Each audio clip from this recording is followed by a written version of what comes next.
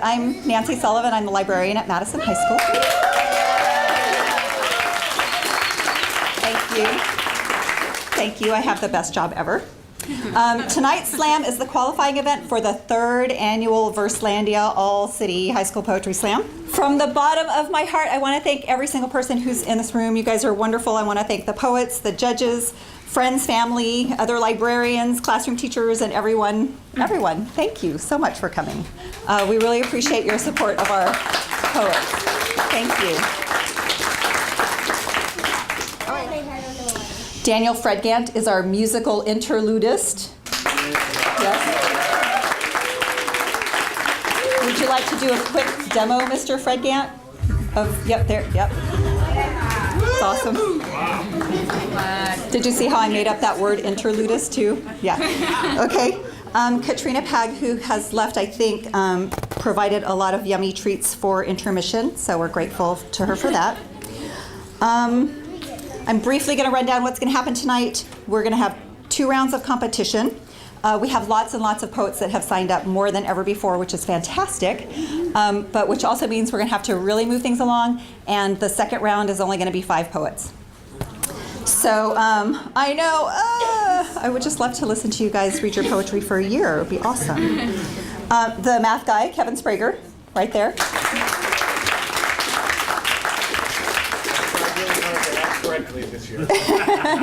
He's going to do math after the esteemed judges score the poems, and he has assistance from Maria Thomas. She's our math assistant right there. So I want to say at the end of the first round we'll have intermission, but we might not make it till the end of the first round since we have so many competing poets and we don't want to shut anybody out. So we'll just kind of check the time and do an intermission when it feels good.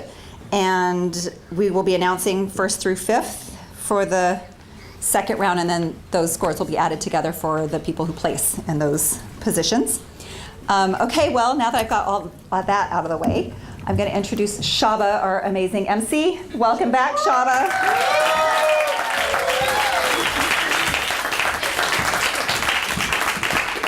Hello, how's everyone doing tonight? I noticed not one of you asked how I was doing tonight. It's too late. It's too late, whatever. The moment's gone. All right. Well, yeah, I'm Shaba. I've been emceeing for a while now. I don't have the exact stats, but it's a minute, you know. Yeah, I started as a poet here when I went to Madison and got into this position. I like it. I love it, and I come back every year, so. It's the best part of my year. I don't smile otherwise, you know. All right, so I'm gonna introduce, okay. Introduce. Please don't drink us. No promises, I'm kind of thirsty. All right, so I'm gonna introduce the judges. All right, I'm gonna start with Jeff Johnson.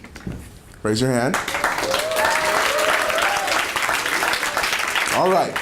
Jeff has participated in all of Madison slams. He has published 2 books of poetry. The first, All the Best Poets Sit in the Smoking Section, is a collection of some of his shorter poems. His other published work, Visions of a Cheeseburger Goddess, contains some of his longer poems. He has also completed his first screenplay. All right. Next, we have Matt Yordana.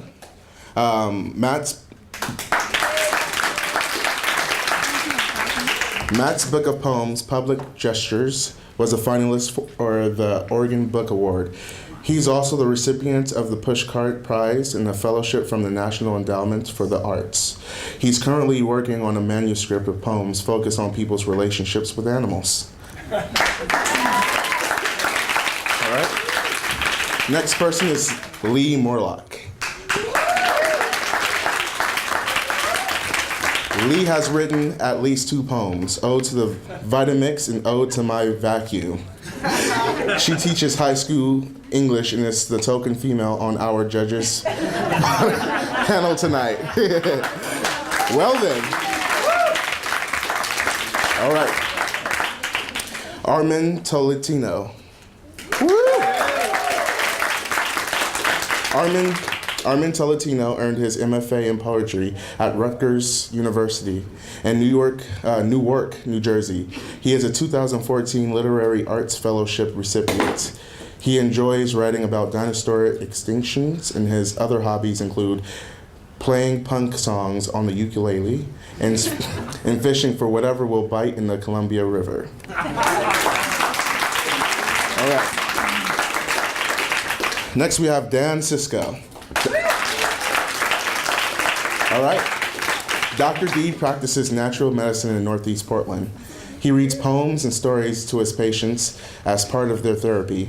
He has 3 published books of poems, short stories published in journals, and writes children's books.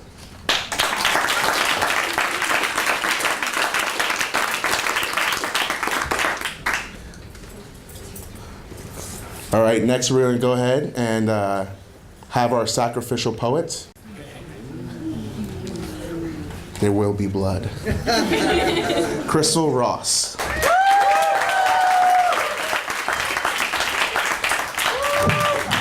My poem is called Who I Am. I want to forget who I was, become who I am. Not only genuine, but to some I'm a friend. I mean a real good friend. One you could trust. You'll never hear me fuss. They say I'll rush towards the future. I'll go really fast, forgetting the past like each day is my last. That's it.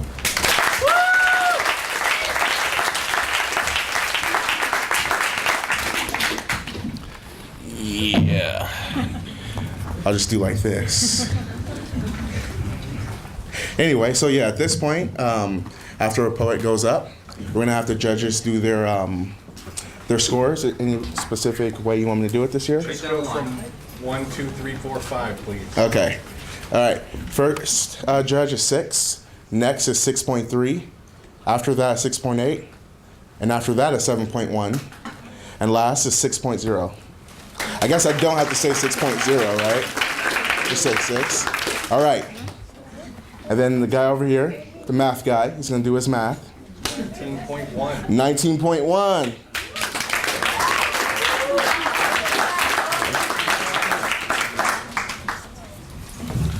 Did I mess up here? We're good? Nothing, no. Okay. All right, so next we're going to go ahead and call our first poet. You guys ready? Yeah! We're going to have some fun tonight.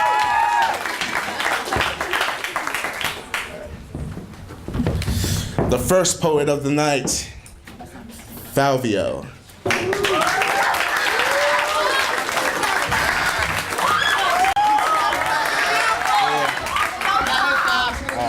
#1 fan.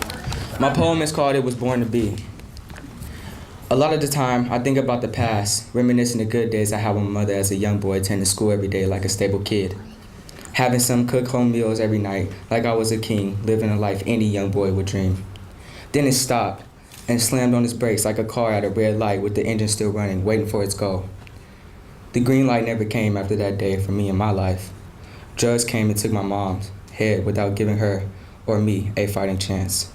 As I got older, substandard opportunities were brought to me, like letters from college universities, but the only knowledge it gave me was trouble. It made my personality double. Every wrong opportunity I took led me down a path that was darker than my past. It started to create rumors and more trauma for myself. I couldn't last with all the judgment. I started hearing voices in my head. Your dad's gone, the struggle's real. You're a father at 17, daughter, your life's over, done, finished, destroyed, daughter? I couldn't help but find myself in a dominating emotional landscape, trying to find what it was to break out what I was feeling. I sat, and I thought, Then I really started to think. All I was missing was that old bond with my mom that stopped at the red light and never continued. All I need was for someone on my side to motivate me on the inside as a man to keep on flowing. I was blind, but now I see that my daughter was born to motivate the dreams and the opportunity for me.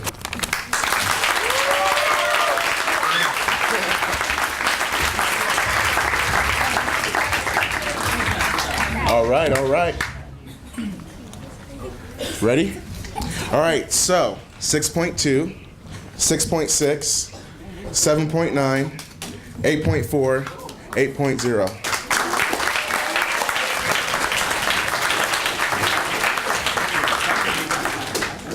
And we're gonna have the score.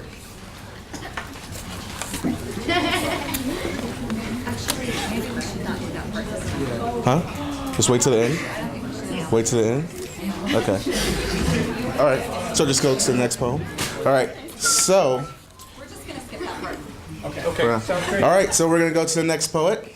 We just realized there's a slight Hunger Game issue with this. So we had to do the.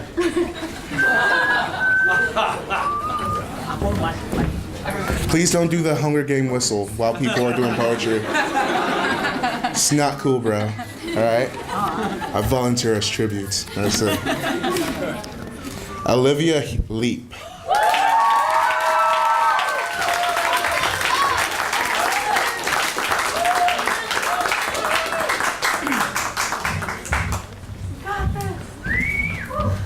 Okay, my poem is called Tears. My tears are unheard because I feel the need to silence them. Hide them from harsh ears, hide them from eyes that judge, which are calculating, cruel, and misunderstanding. My tears well behind my eyes, spilling backwards to the inside. They create a swirling ocean of salty fears, sorrows, anxieties, and regret. The ocean swells and splashes and swirls the tears like Alice in Wonderland, drowning the mice and small creatures that are my feelings of love, compassion, and hope. My tears are unheard because I am a girl who is told that it's all right to show emotions, but I am a girl who would rather create an ocean than be pitied for not being able to control it.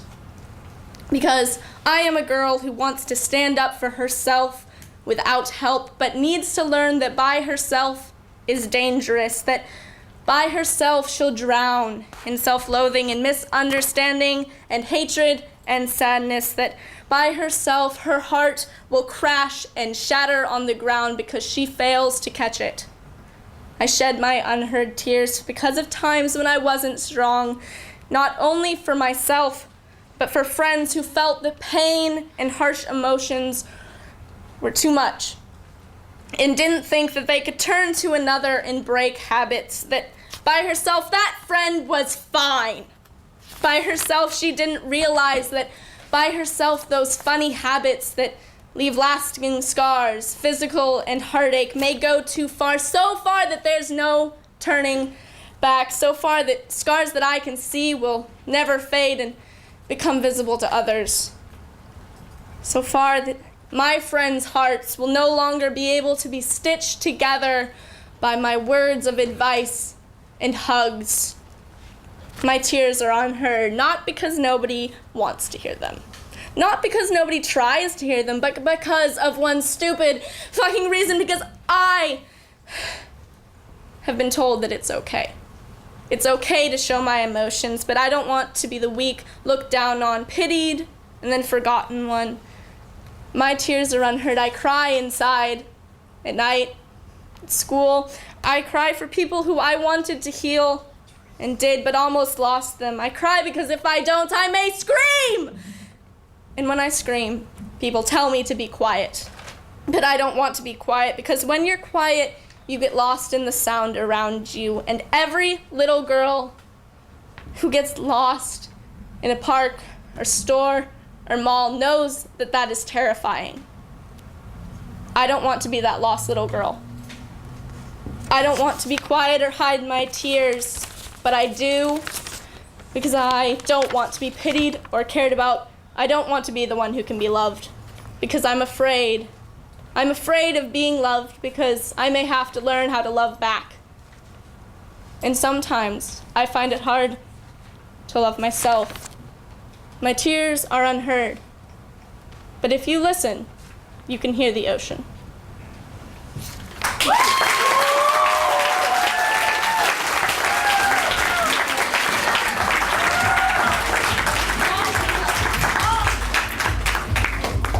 Oh, yeah. All right. Scores. 6.5, 6.4, 8.3, 9.7, 8.7. Good stuff, good stuff.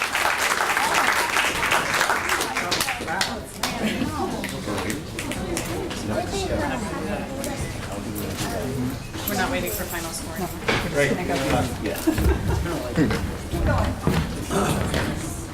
All right, next poet is Daphne Martin.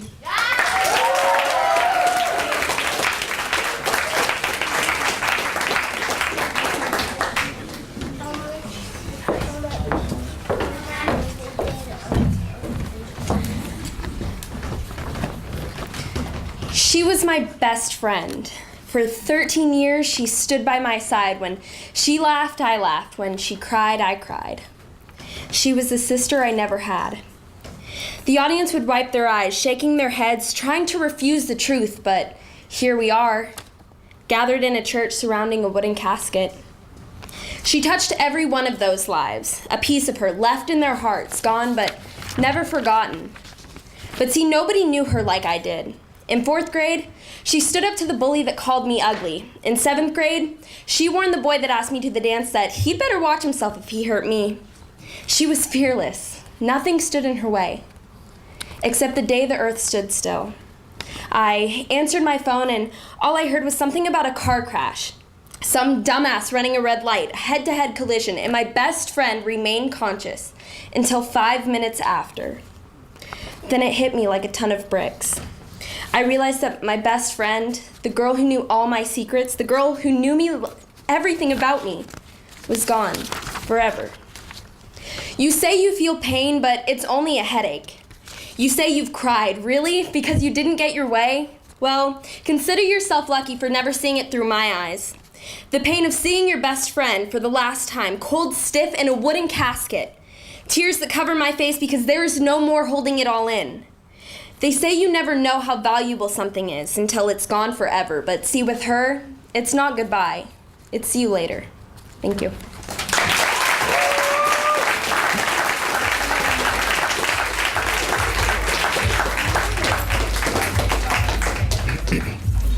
So for the scores, first score is 6.7, second is 6.5, 7.1, 8.8, 7.6. We got it down. All right.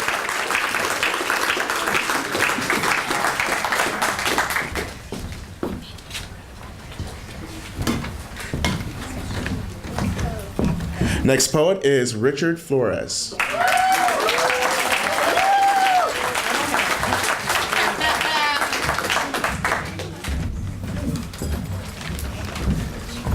I titled this poem, What is Infinite?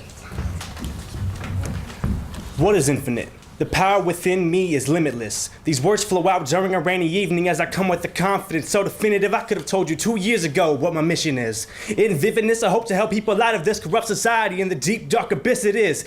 The point about me I think you're missing is I'm trying to help the world out of greed, hatred, and vengeance, but rather love, peace, and forgiveness.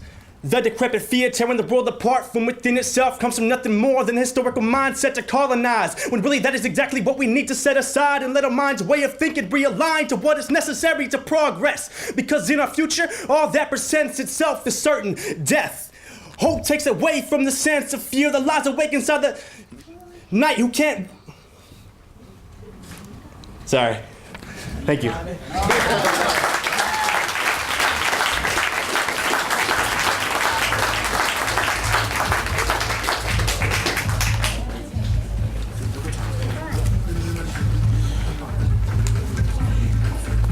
All right. Scores are 6.7, 7.1, 6.0, 6.0, 6.8.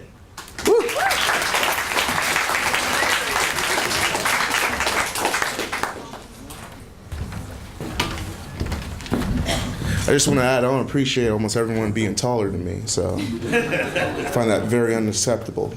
All right. Unacceptable. Okay, said it right that time. Nicolina Gustav.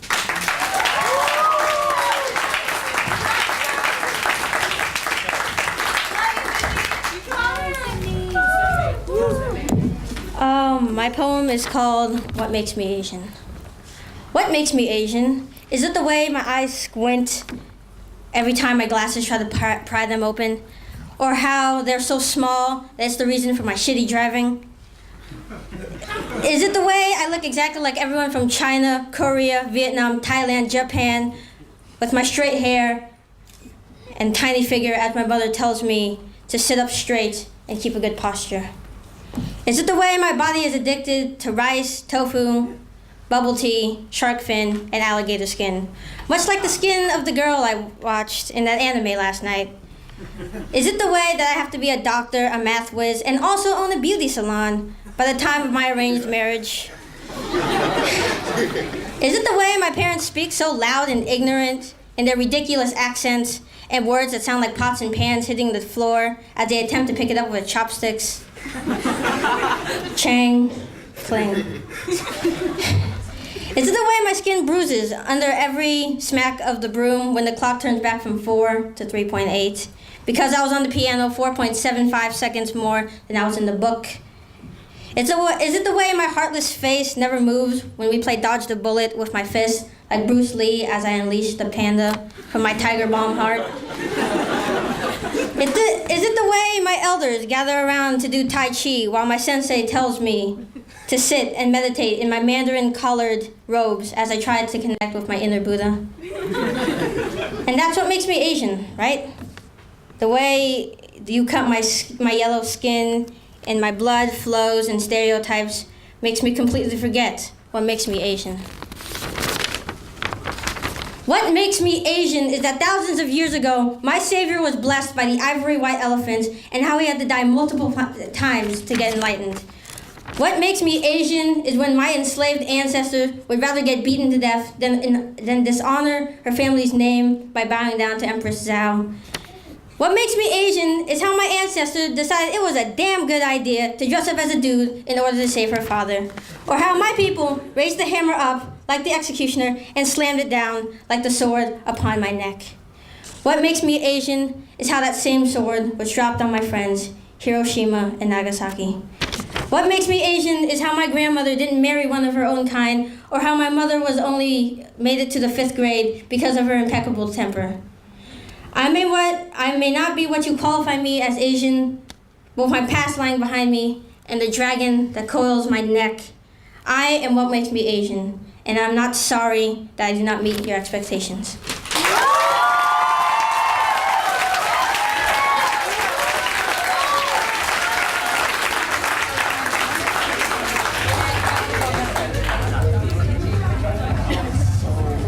All right then. All right then. Scores are 7.8, 8.0, 7.5. Do it. 9.8, 8.9.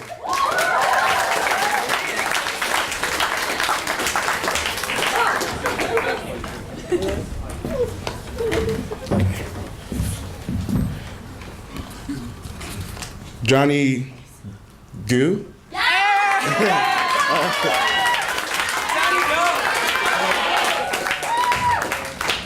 Go, Johnny, go.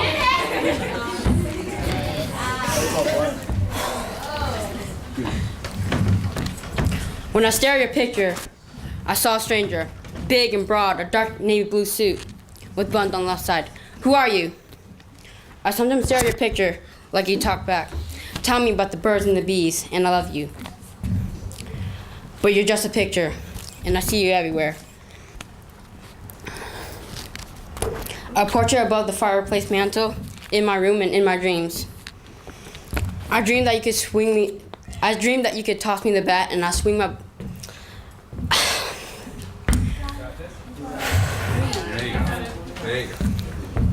I dreamed that you could toss me the ball, and I swing my bat. Up it goes. But it's just a dream that I'll never feel. I see my friend run to his father after school. Will I ever feel that?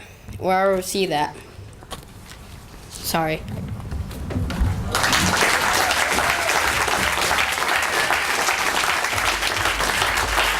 Good job. Hey man, he came up here and he did it though, right? what's up? All right, scores. 6, 6.3, 7.1. I'm a pro at this, man. I get it done. 5.4, 6.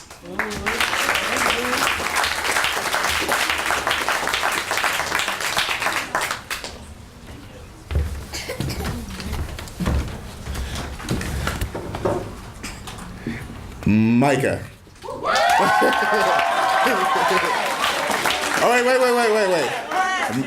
Huh? Micah W.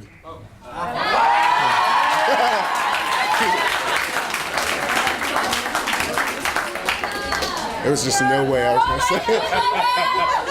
There was no way I was going to say that. All right, man. I love you, Micah. Thank you.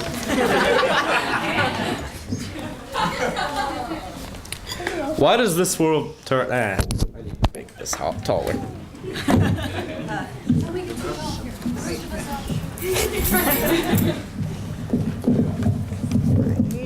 Taller. Down. Thank you. There we go. Better. Why does this world turn? What keeps this earth from slowing and starting to burn until the side facing the sun is as dark as the side that hangs in the impossible cold that's impossibly old? The chill of empty time with nothing to be heated by a sun. This now dead earth resembles those on it, not in death, but in life, as we all have a cold side and a hot side. Interesting, isn't it, that from across the room you can't tell the difference in some? I don't know if that was me. See, I was never the one who could always tell what was going on with them at any given moment. And if you came up to me and told me, I probably told you to go away, because you were probably right. But why does this world turn? See, I have a theory. One day, I put my ear to the ground. That's all. I just laid there and listened. I heard the siren's sweet sound, and I heard millions of footsteps in rhythm with billions of reasons why I shouldn't be laying here like an idiot with my ear on the ground. But imagine this. My instruments, my hands, they reached out and started to grip. Grip at what could only be there if you're willing to forget the ground that grinds into your feet. If you were willing to remember that state of mind attained only for the shortest periods of time where everything in your head was as alive and real as the monsters that were under your bed, now flex your mind. Imagine it as a fabric of lines, of shimmering ink and lines, Imagine it as a fabric of lines and letters that shimmers with the potential ink of all the thoughts unpenned, of all the hours on end that you've spent at the end of a day you can't help but repeat. Feel the eyes of all the people that you were destined to meet. And now, reach out and grip the string that is loose from the universe. Everybody listen to me now. Close your eyes, open your ears, and let your mind stretch. And pull. Pull till the mist clears. Pull at that thing that you've always felt tucked away deep beneath the layers of your mind, and awake from your concrete sleep, because each and every one of you, your mind is a sledgehammer, and I want you to break those bones whose sinews robbed you of motion. Unleash your ocean and raves and rage in waves whose crests reach the sky, and avenge that ink that never came to be, the drawings made from the dreams in your sleep. The world of words without worry, volumes written in a string of pictures, a string of memory and emotion, a string untouched that has made up your whole world, a string that you and I are not afraid to pull.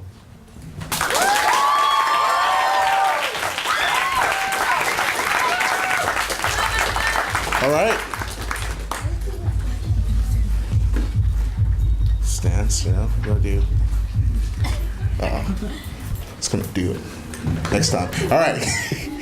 Scores are 7.2, 7.3, 8.2, 7, 7.3.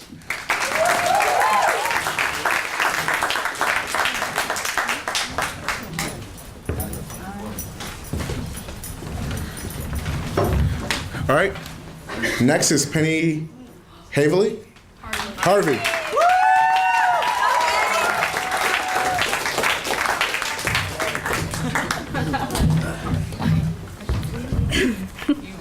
You want it lower? Yeah, do I just pull it in?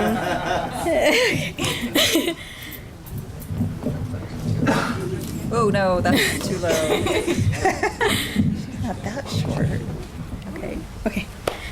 I'm Penny Hardy, and my poem is called The Garden of Eden. I stood in the Garden of Eden. Like a butterfly in a spider's web I didn't fit in. I was the forbidden fruit soaked and lathered in sin, letting the serpent whisper the plans he had for me within. Hiding myself behind a bush of lies in order to disguise the truth, I conjured up a plan to escape the one they call God. Why are you hiding? Was the only answer I got. My punishment was to bear the child of pain because I sipped from the fountain of youth. I was left with nothing to gain. So I took from my brother the breath from his lungs, feeding my sin because my righteousness wasn't good enough. They favored him over me. Am I my brother's keeper? Why should I be if he kept refusing to keep me? Instead, I was sent to the wilderness, where the water turned red and there were beasts with 6 heads, gaping holes in the grounds for my soul to be bound in chains. Then I saw the Lamb. Beauty and peace struck me as I laid my eyes on the holy, holding my breath so that I left no trace of evil. I felt my mind, body, and soul being redeemed. I bowed on my knees. I felt I had reached victory over tragedy. Then I realized not a demon in hell or on earth could defeat me.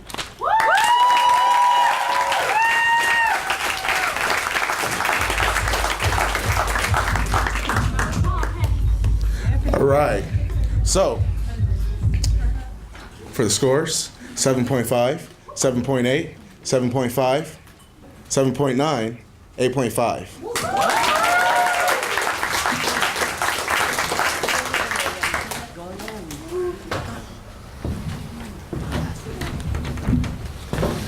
Keisha Briggs.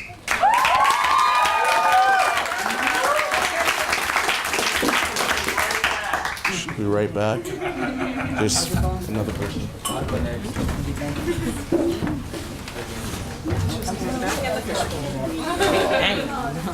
Keisha Briggs! No, not this time. All right, you have to wait. All right, Jenna P. Higgins.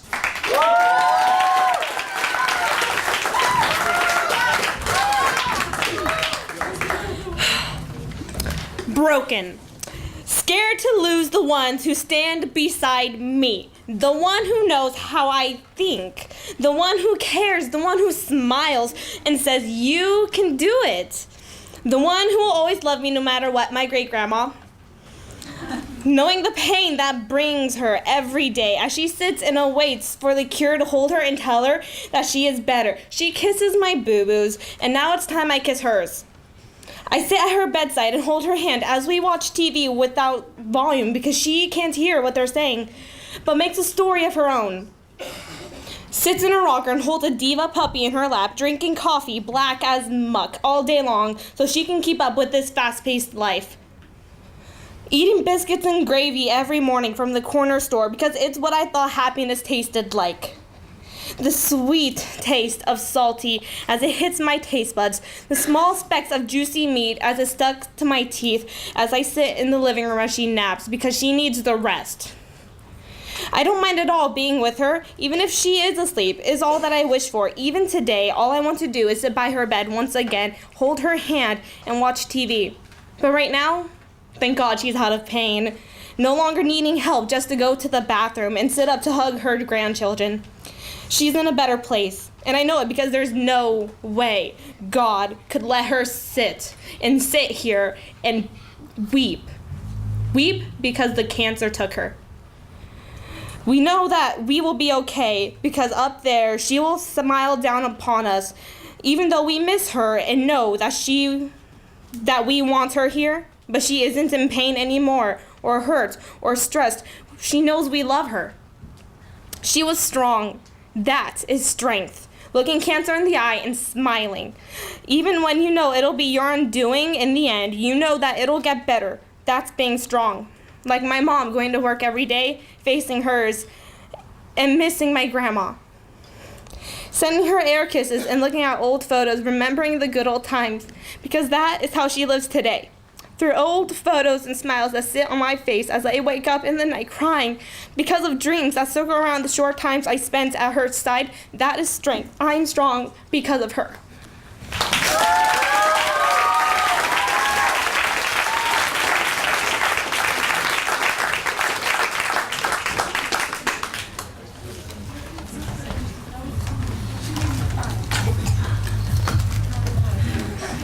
All right, scores 7.2, 6.7, 8.5, 8.0, 7.9. All right.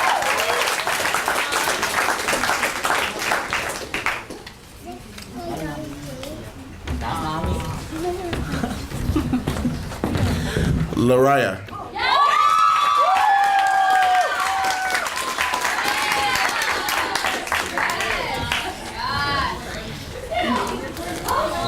I guess she's making it very climatic.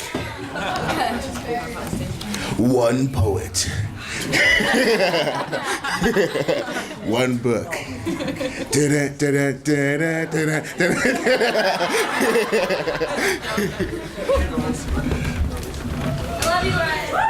I know you do.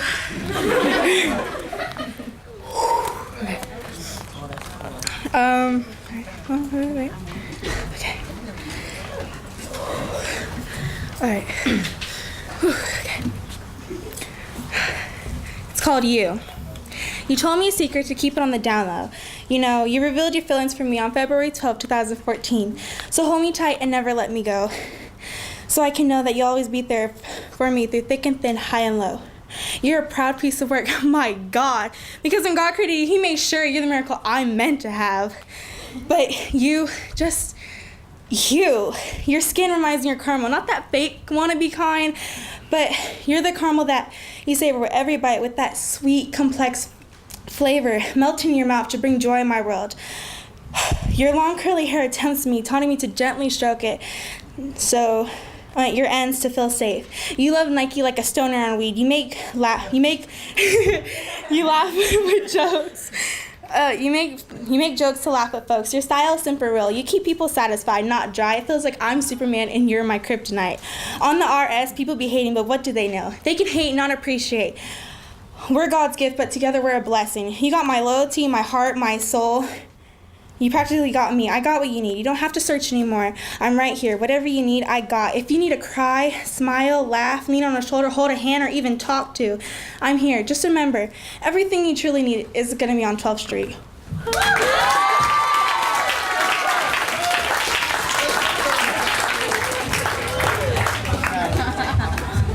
All right. 7.4. 6.3, 7.1, 6.2, 7.5. Micah Fletcher.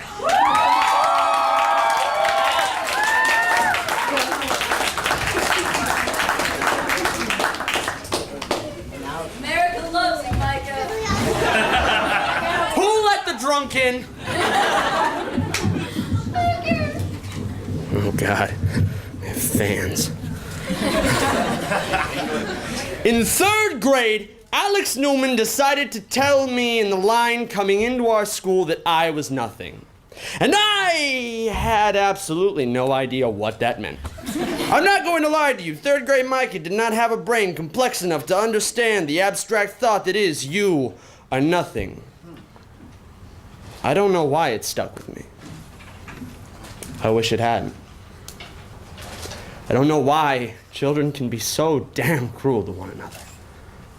I know that our blood has been spilled on concrete. I know we interpret violence fluently like a tongue in a language we've known since birth. I know that that blood has run down sewage grates like it was so much garbage, like it never once sustained a person.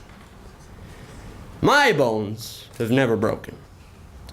But I know quite a few people whose bones have broken. And really, if you think about it, it's kind of funny, because I can't even count the amount of times they've been stomped on or beaten. But if you peel the skin and the muscle and the sinew back and look closely, you'll see that the strength comes from the inscription of so many stories, each like a beautiful broken shard of glass. Shard 1, 2007. I was hanging with friends. My apartment was never meant to be a battleground. I guess nobody told that to the 2 pistols that turned my home into Swiss cheese over a bag of white girl. Shard number 2. He was my best friend. I didn't know a smile could be as dangerous as a handgun. I don't know if I'll ever be able to smile that way again, because now all I want is to pull the trigger. The trigger, that beautiful trigger, so much glass. Bottles once held dreams. Mirrors once held love. Bowls held water to wash fear away and finally see reality. And we, me and you, we come together and we take that. Be a man. Smash. You're a slut. Smash. You're a failure. Smash. You are unable to be loved, incapable of it. Nobody will ever love you. You are not meant to be loved. Smash. Smash. Smash. You are nothing. Nothing. Huh? Interesting theory. But I have a theory of my own. And by I, hopefully one day I hope to mean we. You see, if everything at its smallest level is built out of quarks, don't ask what it is, I'm not smart enough to know. But these quarks and what makes them is nothing but theory, then it is reasonable, no, I would even say smart, to consider the idea, believe in it, if you will, that they are empty, vacant, hollow, these small blocks that build everything are full of nothing. And so when they tell us in so many different words and so many different languages that we are less than the 8.13 million we are worth, when you actually calculate this bitch, I think that they are trying to tell us something subliminally that they don't want to hear. See, all of you, even I, am made of nothing. And nothing makes everything, and there's the truth. Each and every single one of you, hell, even me, despite my lack of willingness to admit it, are a beautiful thing, all of the possibilities perfectly captured in a shard of glass, stuck in a stained glass window, sitting in the windowsill of this earth's chapel, where inside choirs sing of beauty and love inspired by the light cascading down our rainbow window. See, in 3rd grade, Alex Newman told me that I was nothing. And maybe he was right.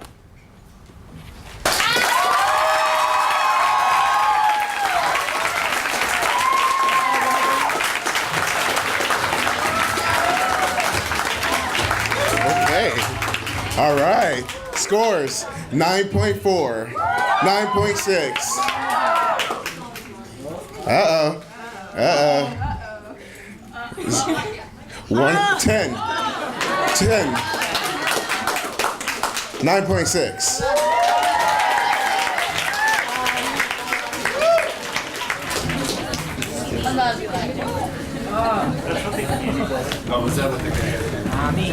All right then. Keisha Briggs.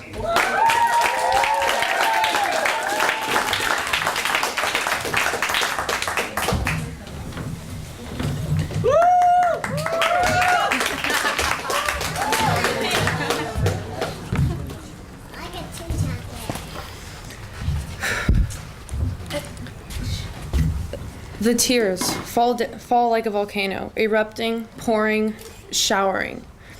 My cheeks wet and burning, running down my face, exhausting and tiring. Out of breath, choking, trying to breathe, trying to let it out, but holding back. Because you know if you let it out, you let people in, and you let people know you.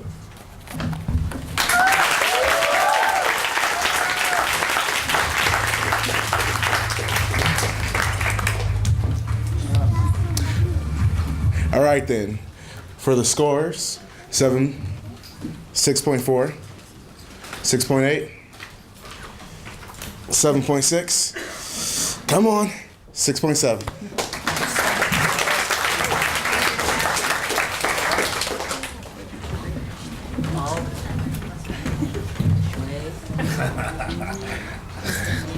The last name is Kaba. Ah, dang, it's me.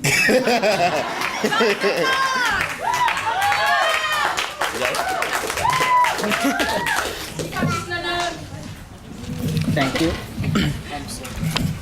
Nah, just Yeah. Instead of reading my poem, I'm gonna read a poet made from Johnny Doe. When I stared at your picture, I saw a stranger, big and broad, a dark navy blue suit with a button on the left side. Who are you?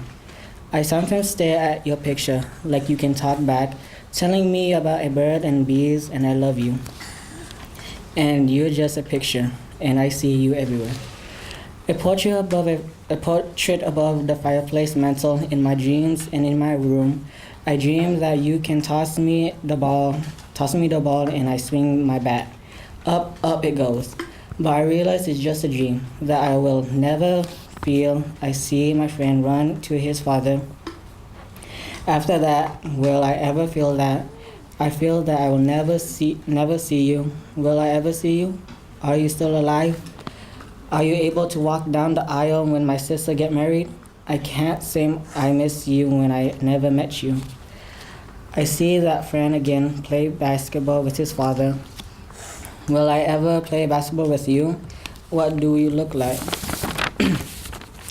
Do I look like you? When I think of you, I see a big buff man with a metal gun that goes boom, boom, and pow, pow. I see you in CNN in 2008, and you were in a war with Iraq. I hope you are safe and happy. Thanks for your service, Dad. Made by Johnny Doe.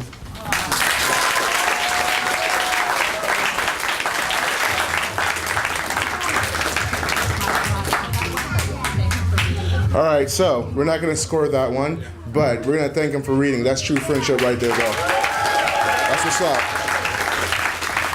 All right. We're going to go for the next poet. Ready? All right. So we have Matilda Thomas coming up next.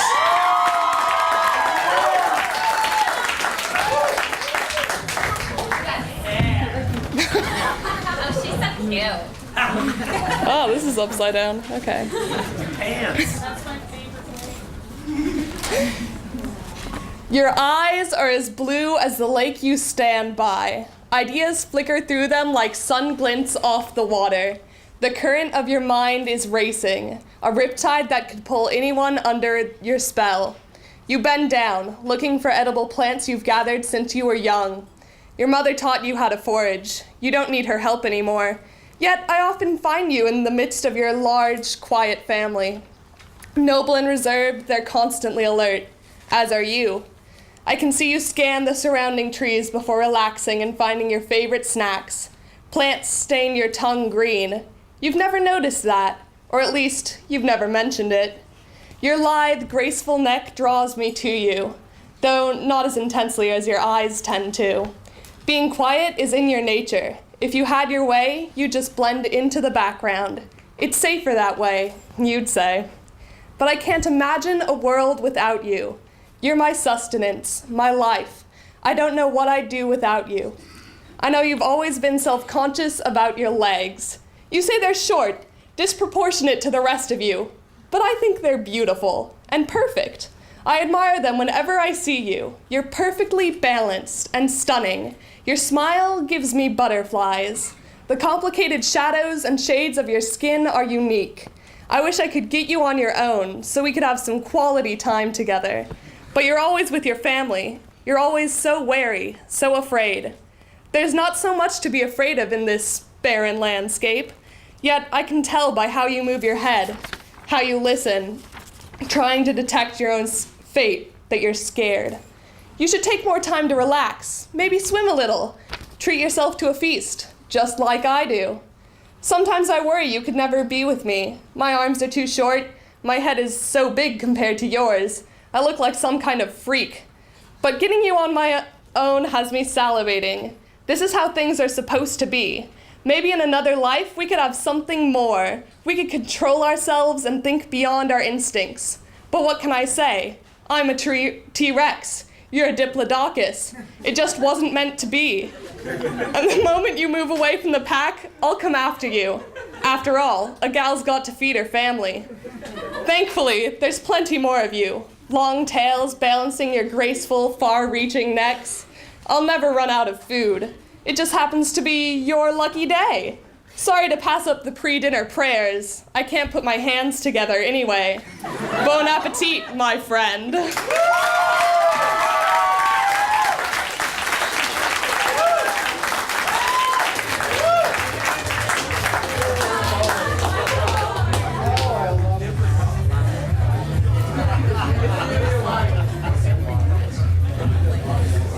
All right, for the scores.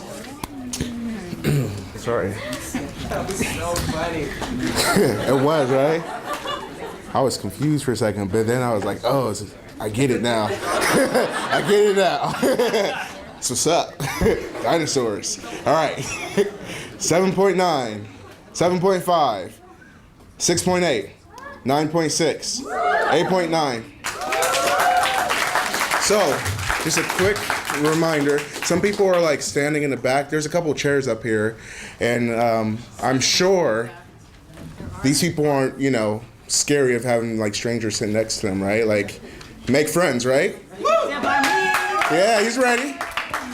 All right. Seriously, there's some chairs up here. And there's two over there. Get comfortable. There's one right there. Except that one. That one's mine. Don't even look at it. All right. Who said that? No, I'm just joking. Elizabeth Stanwood.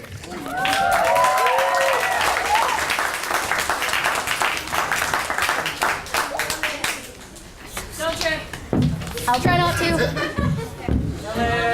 Those are the break your neck kind of heels. My poem's called Azrael.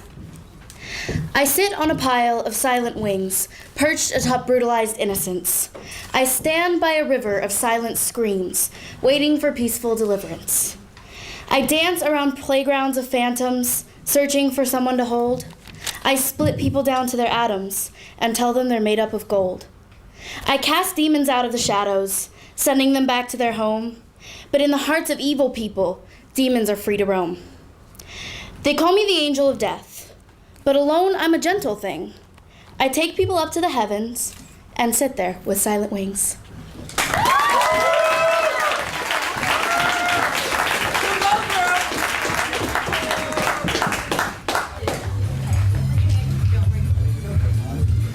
All right. And the scores are 8.2, 7.1. Come on, man, it's always you. I can write better than I can flip. It's okay, we're here for you. Let's give him a hand. 8.4, 7.9.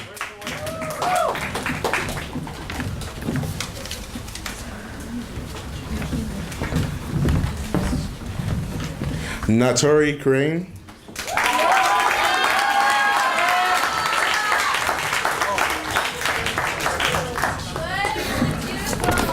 Thank you.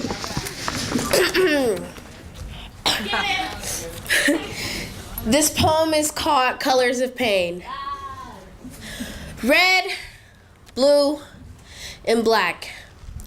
Red because my heart is pumping with venom and poison, because it's resting on the lies you told, digesting it, realizing the reality of it, acknowledging the fact that there was and never will be a side of truth to those bottomless lies, Jesus. Red because that's the color my eyes turn when I'm being choked with the dark rough hands of loneliness and left to lie on the ground and cough up my dignity and peace of mind. Red because I cried by myself in the darkness of a box, and red because each time I cried, my tears landed straight on my pillow instead of your shoulder. Who knew this this much pain could be caused with just a lie. Blue because I held my breath too long in anticipation as I consistently waited for you to appear on the other side of my window. Blue because I ran out of oxygen when I found out who you were and where it is you lurked in the shadows. Blue because depression and sadness thickly coat the tip of a knife and then stabs me in my chest. Blue because as I gasp for air, I am kicked in the face with the foot traveling at full force and delivering hatred. Black because the place where you are supposed to be embedded into my heart is wearing a little black dress with contusions and overfilling with dark, dark depression. Black because the lie I'm going to the store still lurks in my mind. Black because back then I was oblivious to the fact that you were going to be at the store for 12 years. Black because people say I resemble you, but I can't do anything but sit there and place that Barbie smile on my face and feel stupid to me because to me, you remain unknown. I can't take the weight of this pain. I can't sit here and pretend everything is okay because each day I wake up and smell the rusted metal from the hammer I used to build myself back up, and I feel the vibrations from the zipper that I used to zip my feelings up into a duffel bag and hide them in a deep black closet because I'm afraid of rejection, because I'm afraid to let people in, and because I'm afraid to be let down. Mom, can't you see? I'm dying from these colors you've cursed upon me, but now I've grown to be the girl that I am to be, all because of the love and support from my grandparents and daddy.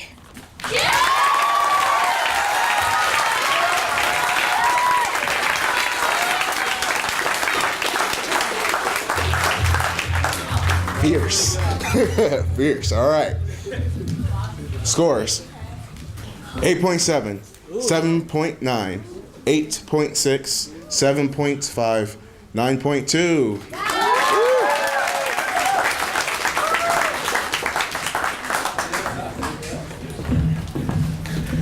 Bella Trent.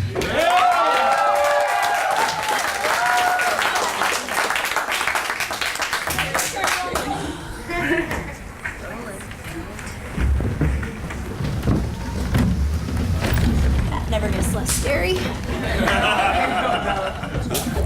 Is it good? Yeah, you good? Is it good? Yeah? Okay. This is called If Life Were a Song. A simple melody, a lyrically melodramatic chorus, a refrain, and it's over. But if this life is a song, I have been going about it all wrong. And if each verse must contain meaning, mine urgently need cleaning. In fact, I'll start a new song. I'll throw that last draft in the trash because it sure sounds like Johnny Cash wrote it. Sorrowful codas and melancholy tempos can no longer be tolerated because sad songs are for sad people, but I can't be sad because my psychiatrist and my pharmacist say it cannot be, and the ink made from the blood collected upon marred bits of otherwise alabaster skin is no longer suitable for writing sheet music because my song is happy. My song is dancey and frivolous because that is adolescence, and even the breakup songs have morals when you're young. And when you tell people you're getting bad again, they think it's because of some boy they can't keep track of or have over for dinner, or they think you're just pissed because you're not getting thinner. But when you call me a sinner in your hymns about accepting everyone, the lines seem pretty damn blurred. And if I could sum up my song in just one word, it couldn't be happy. But no, not sad either, because I have realized now that one single stanza cannot possibly determine the course of a song. It is when all the bits have been put together and the epiphany has hit you that every great song has slow parts. That is when your song can finally be sung.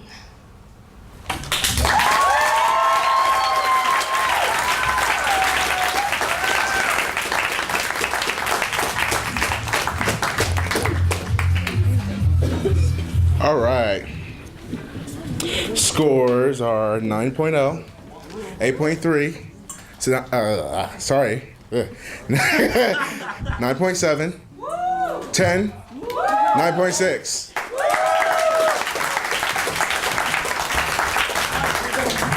Good job, Bella. Sorry about that. Sometimes numbers confuse me.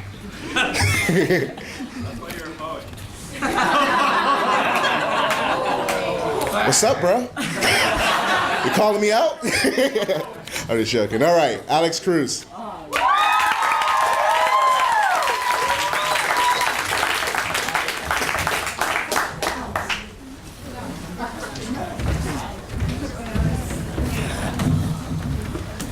Have you ever seen entrails upon the ground? As if some child had torn apart a teddy bear. The blood pooled on the concrete and a small river flowed from the strong jaw line of the body, creating a small lake. If you looked at that lake, red, shallow, you would be pulled in, your body into its liquid, and it would defile you. Now, have you felt another person enter your body and destroy each part of your 7-year-old soul with a single thrust of their hips? Bam, bam, bam. Their breath down your neck, making all the hair on the back of your neck dance a vile dance to praise some deity that would never answer the prayers you were yelling. As if some god out there was playing a cruel practical joke, as if to say your expectations of life are these 2 moments wrapped up in death's umbilical cord for 9 months, boiling in a stew of ill-smelling fluids that permeate your nails and your eyes, so that when anyone sees you, they see no sparkle of light in your eyes, but rather a mirror into themselves, into the other side, the dark of their own minds. Then, after those agonizing months of marination, you are thrown out into a world where you are judged every moment of every day because of the color of your skin. I'm sorry, I was not born into whitekin, blonde, blue-eyed, and light-skinned. I was dark from the very start, and that is where I'll be until death does me part. Now, as for my expectations, I'll die. That's one. What I choose to do until then, that is at my discretion. I may choose to sit and look at the life I've had and fall deeper and deeper into that depression, or I may choose to forgive and move forward. I choose to forgive, even though some nights I cannot sleep because the images of those entrails haunt me. That pool of blood drowns me. The body we threw out of the back of the van devours me. Those hips I still feel thrusting into me, pounding, pulverizing, pummeling all of me, making me nothing more than a few feet tall again, begging for my mommy and daddy, even though when I tell them what happened, they scar me too, begging for a savior, begging for a different reality. But since I've chosen to forgive, I must face those who judged me, abused me, and look straight into their eyes and say nothing more than a simple, I love you. But I do not know if these words have enough power to convince them. So I hug them. I learned to find some good somewhere in them. For like me and you, we all have our pains, our own struggles, our own entrails to be haunted by.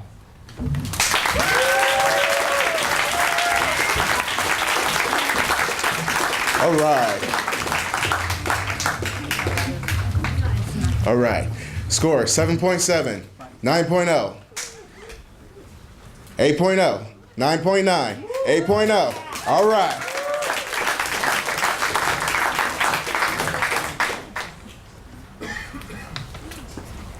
Okay.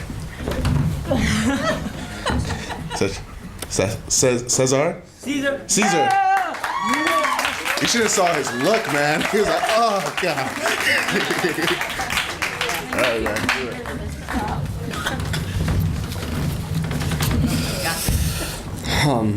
My name is Caesar, and this is a poem I made called New Love.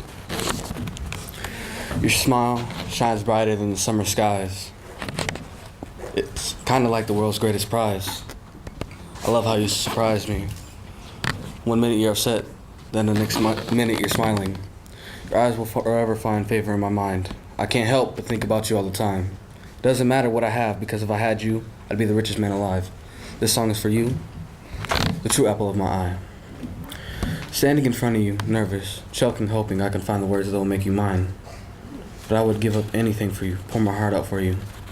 It's not really just mine, it's yours too. Nothing is out of reach. We will reach for the stars. I give you anything, Venus or even Mars. I don't need no new kicks or fancy cars. Can't say I haven't been thinking about you lately. Wanna call you my baby. Put everything on the line for you daily.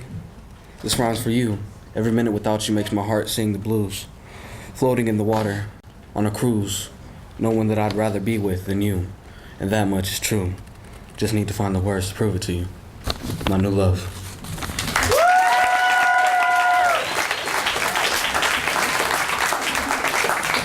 Ooh, snap. Oh, snap. Jesus.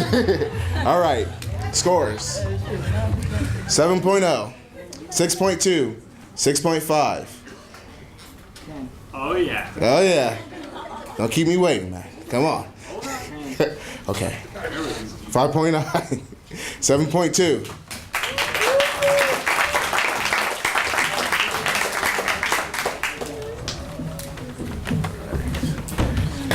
All right, Kiara G.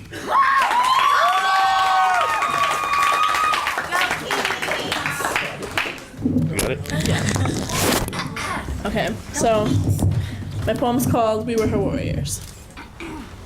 Their voices echo off the walls, and I'm mad that I can't hear what SpongeBob is saying, but when she yelled for help, SpongeBob didn't even matter anymore.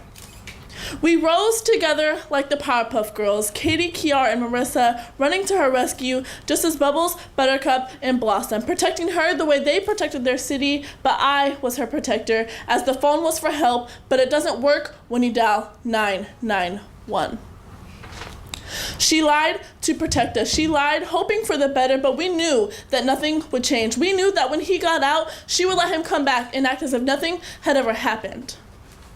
But the bloody marks on her bedroom wall told a different story. The gun he held to her head or the welts on my brother's back said he didn't care. But I just wish she would see that. But here we are again, surrounded by the psychos that you would only see on TV, like the Joker. But no, he's not Mojo Jojo. He's worse. Always trying to ruin someone's happiness. But this time, I made it known. They don't dare to step to her. They don't dare to raise their hands anywhere near her body. They don't dare to try to hug her or even look at her sideways, because they know that we are her warriors and they wouldn't live to see another day. They say that cops protect you, but there were no cops when he got physical. There were no cops after he threatened her. They weren't there to protect her, so we were her warriors. The ones that had seen so much of her pain, the ones that rose to her side, the ones that won't let her be with another man. It was us, not them. We were there when she had nothing. We were there when she worked the 2 jobs. We were there when he tried to take custody, and we were there when you weren't. So why come now? I watched her as she struggled, as she lived one day at a time with that tear in her eye, wondering what we were going to do next. I stood tall. I stood strong. I stood there and I prayed. I prayed for her to stand on her own, to live in a house, for us to be a family. I prayed for her to have a plan, to not have to worry, and I prayed that she be the woman that she once was, because I was her warrior. Thank you.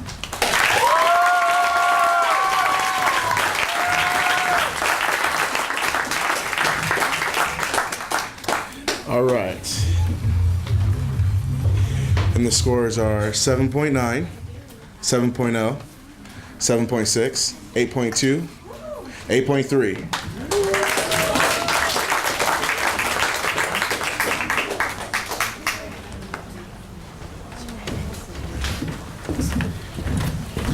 All right. Anna Mae Erickson.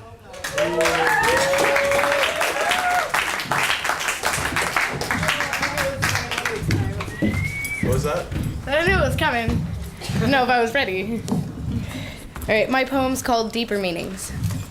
Walking down the dark corridor, not aware of what waits, struggling not to leap too quickly. Will I reach the end? Snatch!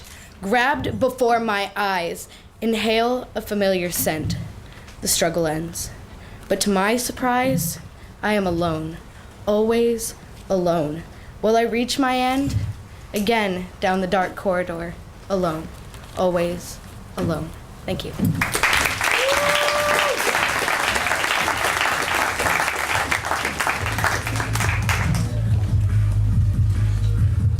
And for the scores, 7, 6.5, 7, 7.3, 7.2.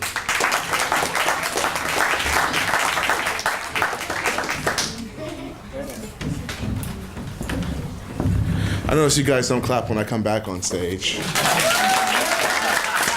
I'm just joking. I'm just joking. It's too late now. It's too late now. Oh, you praised me. Oh. What's up? Oh, okay. Calm down. All right. Emily Okobach.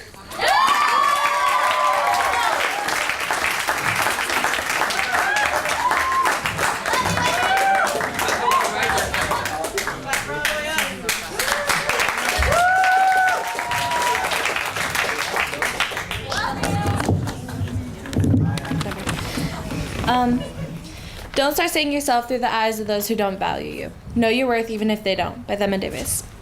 My poem is called Untitled Women of Perfection. We are... Sorry, I'm really nervous. We are obsessed with being perfect. Our ideas of perfection are based off of society. The short skirts, the high-lows, the skinny jeans, the stilettos. When do we stop? When can we finally feel perfect without being secluded by all the things today has brought into our lives? When we're lying down with our eyes shut inside the casket? Women like us smoke and cut, finding a pain for the cure that has been bestowed upon us. We are expected to get perked up for the littlest occasions. We dress in silk and lace dresses. On our only date with death, we become best friends with the mortician's daughter. Sword buried in the right hands. Sorry. With our jewelry and our perfumes, making sure that heaven smells like French lilacs. Women like us find ourselves flawed with every twist and turn of our body. We touch our bodies, letting out a disgusted expression onto our multi-tone faces. We layer on makeup. First foundation to cover up, then blush, then eyeshadow, then eyeliner, then mascara. And we proceed to add that shit to our faces because we aren't pretty enough to go out natural. No matter how hard we try, us women can't get the thought of being someone's idea of perfection out of our minds. No matter how hard we try, us women can't stop striving for a new you. It's a ridicule that makes us a jester. We laugh and smile, never really satisfied. But one day we'll be able to proudly sing, "We are beautiful in every single way. Words can't bring me down, so don't you bring me down today." At every waking moment, we'll be able to stand up with a gaily smile and forget all the nights we cried for beauty. Forget all the nights we dreamt of beauty. Forget all the nights we thought of beauty. And realize we've been wrong the whole time. We won't let anyone into our minds anymore because we know, because all that matters is what we think. We could care less about our haters and we invite new ones in because we know what we are and who we are. We are women, for Christ's sake, not girls. We say we are beautiful and we are perfection.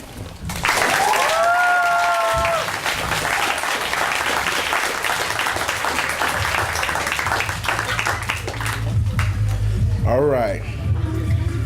Scores: 8, 7.2, 8.0, 8.0, 7.0.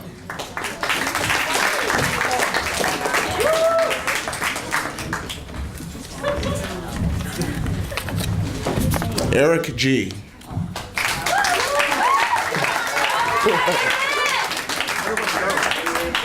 Oh, you on it?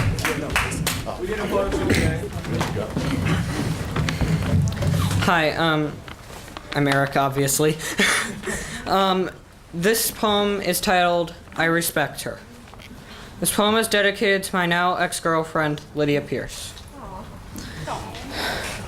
Let me tell you a story of my life. Not of my 14 years on this earth, but of the love that is my life. This is the story of our relationship that lasted 17 days, 4 hours, and 14 minutes. Now, a lot of you are probably thinking, wow, that's not very long for a relationship. Must not have been very successful. But I'll tell you something. No matter how short it was, I'll let you know that it was the best. That she is the best. She is my one true love.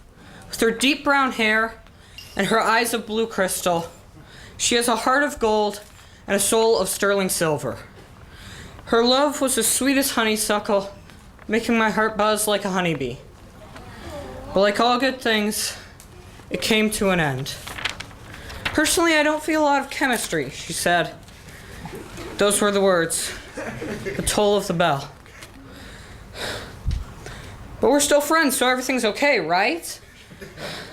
Out of respect to her, I put on this mask and say, okay, I'm not going to argue with your decision. But on the inside, I'm struggling to hold myself together as I fall apart like a sandcastle in the waves. This is why this poem is titled, I Respect Her, because I do. This is why I wrote this poem, for you. I respect you because I believe that your love was a gift from God, that you entering into my life was the best feeling I've ever experienced. I feel like I could jump for joy and end up among the stars. I respect you because you complete me. You are the one who pulled me together after life tore me apart. After my heart was shattered like a vase hitting the floor. And even though not all its pieces could be found, your love completed it, bringing it to life. And so it beats, reborn anew, a phoenix from ashes, because of my love for you.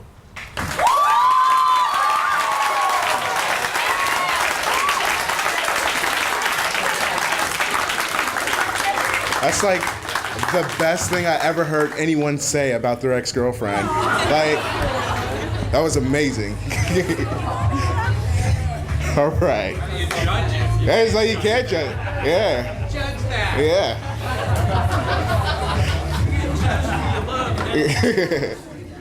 I liked it, man. Yeah, all right. 7, 6.8, 7.7, 8.9, 7.8.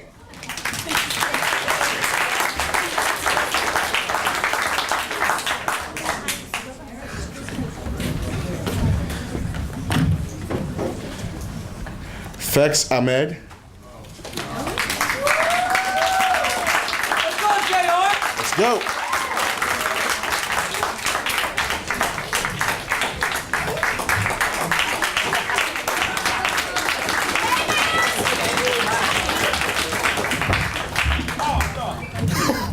Shut up. So, this poem doesn't have a name yet. I'm still trying to figure this one out. But, sometimes I wish I was dead. But who would notice? Would my friends know? Would my cousins? Would my best friends? Damn, I don't know. But the reason why I'm still on this earth today is because I want to see what life offers. The things and the people stabbing our hearts like spears covered in blood or a pocket knife that's been used for third-degree murder over and over again. And I'm standing here every day wondering, why the fuck does this keep happening?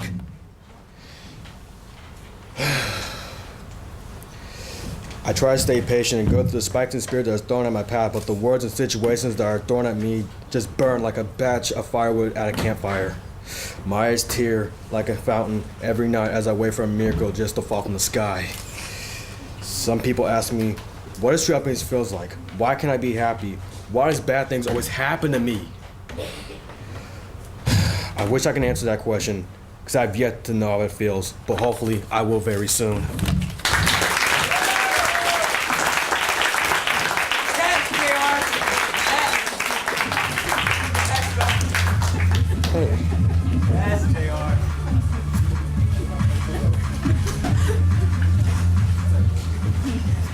All right, scores 7.2, 6.7, 6.5, 7.6, 7.1.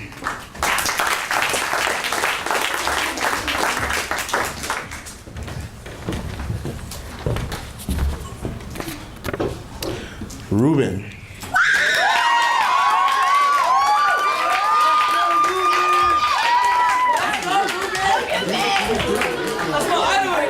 right there. It's right there. I mean, I ain't going to Virginia, but it's cool. Keep your eyes on shaking my dreads.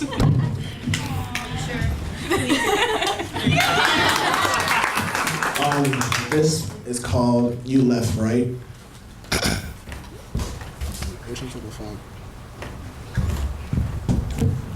I sit my visions a little foggy when I take my glasses off. Blurry subjects arise, women that are Microsofts. History assembles conflict on the day that a time is lost. Me looking at pictures, that's the answer. Just so much I cost. Who wants am I talking to? See, eyes through the blue, mistakenly sadder from you. Step into my life and walking her through the pits of H double hockey stick is what I want to hit you with. To show and tell you what I think. If this is foolishness, has got me ignorant. But if I have experience, it's all balanced. Someone please center it. I'm gonna be a lost cause and someone else is a digit. And to let bygones be bygones and trigun. When lines not tame roll loud like sirens. And Oberlin Leslie with Ryans, yo. Thirst with the good uphill. I'm sweet Kool-Aid with every meal. Close capture with the Navy SEAL, rage red. The blue until you're colorblind, but see you true colors. Get names, call me but wonder. Impacts slightly can thunder, crash and burn. I watch you go under. There's no coming back for you. By the house, grab a rapid to rehearsing body bag if you know sick it if you add the flu, but yo, that was me being cocky, but I must say from the bottom of my heart, I'm feeling rocky. For lack of better words, I'm depressed because you shocked me. Say you would never leave, but when you left, you forgot we were more than this. You were her favorite type of bliss, her nice sweet chocolates, but I didn't belong in Metropolis. He was tired of Lois Lane and was searching for his Mary Jane. Lois still reminded of him by his seat when he came. Lost in the straw, she found text messages that got you caught. Me, your rhymes came stupid, and I'm thinking we should have fought. I'm playing Superman while I'm feeling this incredible Hulk. You leave us an open wound, but finding this out creates assault. Stings so much, Jimmy couldn't play his melody that I've been taught. My vocal cords have been diminished, so I split sentences and let my hands talk and play keys. Thank you.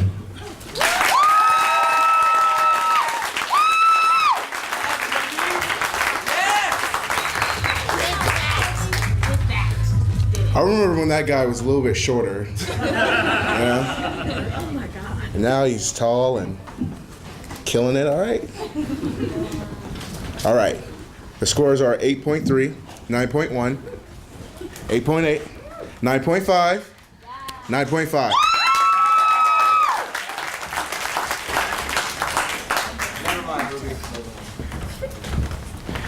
Millennium.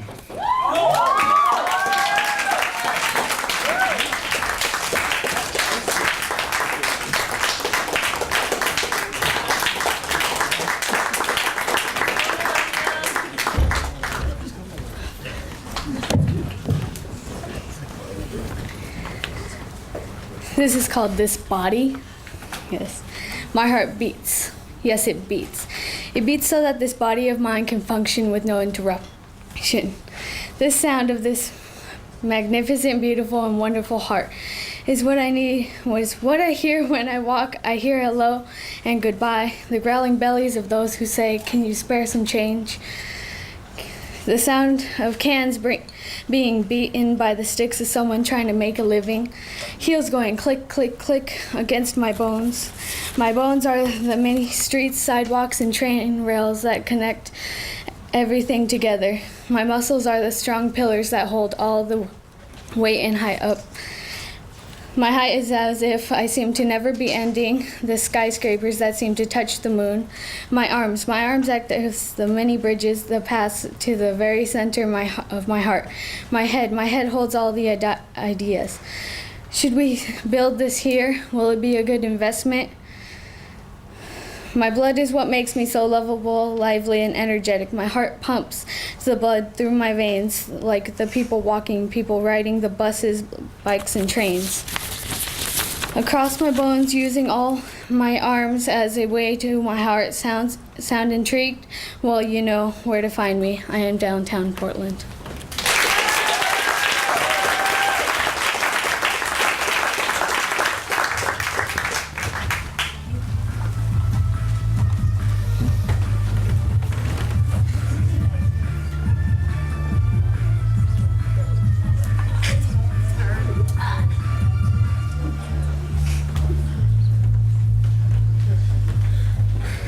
All right. Score 7.3, 6.9, 6.8, 6.8, 6.8. Doing one more, right? Okay. So, we're gonna have one more poet, then we're gonna take a break. First round is not over yet, though, but you know, we're gonna give some people a chance to walk around, okay? All right, you ready? All right, then. Yeah.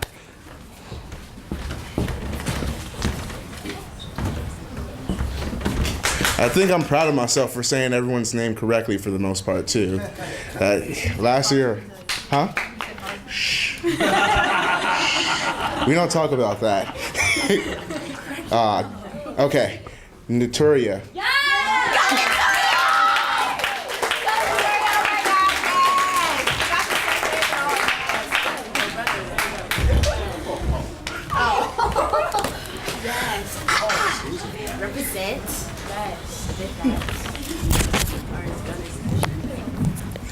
My poem is called Why I Am the Way I Am. Smart, spoiled, mom, stubborn, bragger, but gifted. Names I've been called, nicer ones, not born this way, learned on my own. Never believed my life wasn't so great, isn't so great, judging my book by its cover. Yes, I'm smart, don't mean I'm a nerd. I'm spoiled, don't mean I don't know hardship. Tend to brag, don't mean I'm trying to rub it in your face. I've had rough times, lived through them, cried through them, dreamed and breathed through them. Riding a never-ending roller coaster, sucked into a black hole, fighting to escape. Then I lived with my great-grandmother, beginning my torture, pulling me further from happiness, not liking me, because she's bitter. Why? I'm not a boy, a male, so I'm treated wrongly. Fat, eat too much, anorexic, eat not enough, stupid, never good enough. Age 8, saying that to me. My own personal bully, part of my family, working 24/7. Age 15, smarter than ever, made myself smart because I didn't want to be dumb. Became athletic because I wanted to do anything. Ate what I wanted to because I'm happy with myself, yet she's not. Oh, you play tennis? Rolls her eyes. You're not going to be no Serena Williams, so don't get her hopes up. 4.0 and straight A's, better not be doing people any favors. Your breast and butter too big are my personal favorite. You look like a slut when I'm wearing nothing but sweatpants and a t-shirt. I fought the torture, still fighting it, hatred of me because I'm not a boy. Then my dad did drugs, mentally abusing us all, my mother, brothers, and I.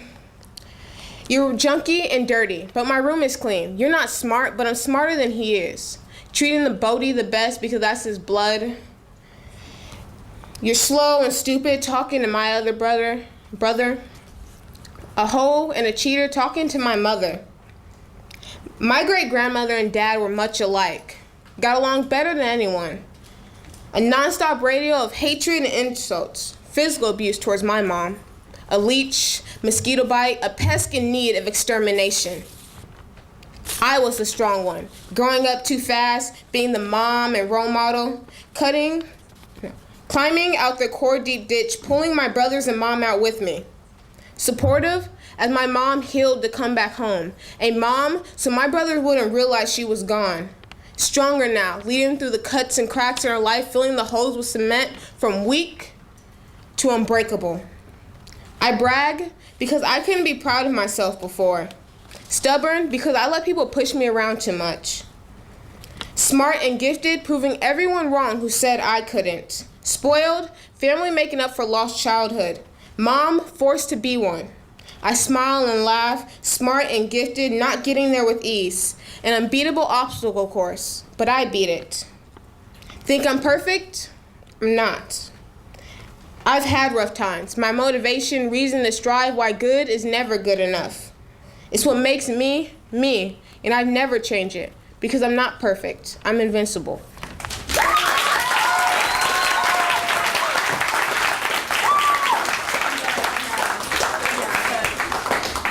All right.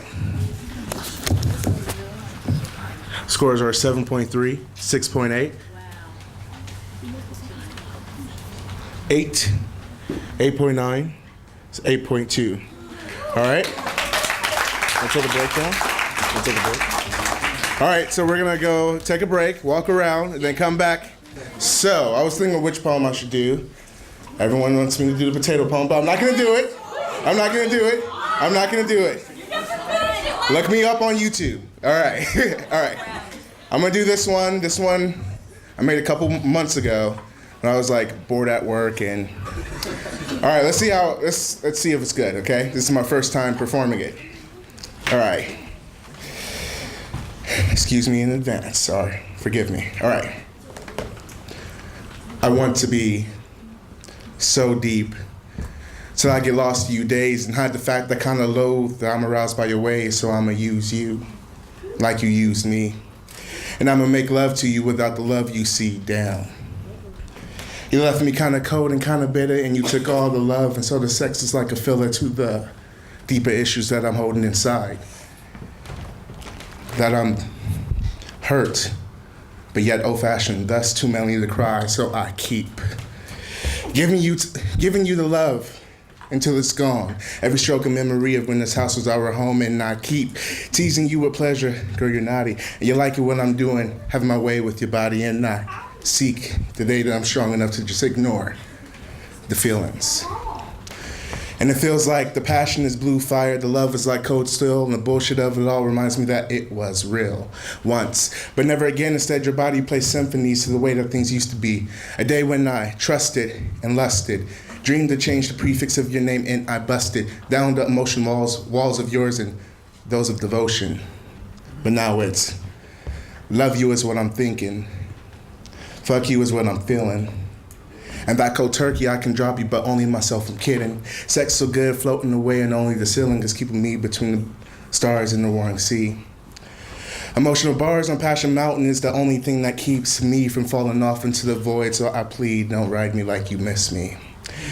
Don't cry when you kiss me. Don't say I love you with that body while you're pressing it against me. Damn. I want to stop this, but something seems to seek to strip me of inhibitions that I own, so I weep. The consequences of love making angrily that is seep with jealousy, broken hearts. The feeling of being weak. Emotions, I shrug them off, then put them under my feet, but question, what is your thoughts when you think about me? Are they happy?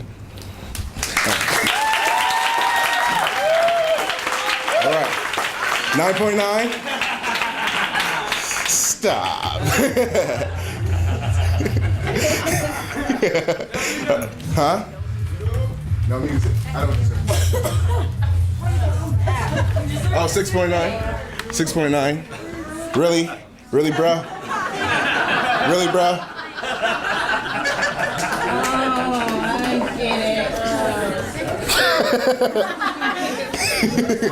All right. Let's get back to it now. All right. Emily Kingsley.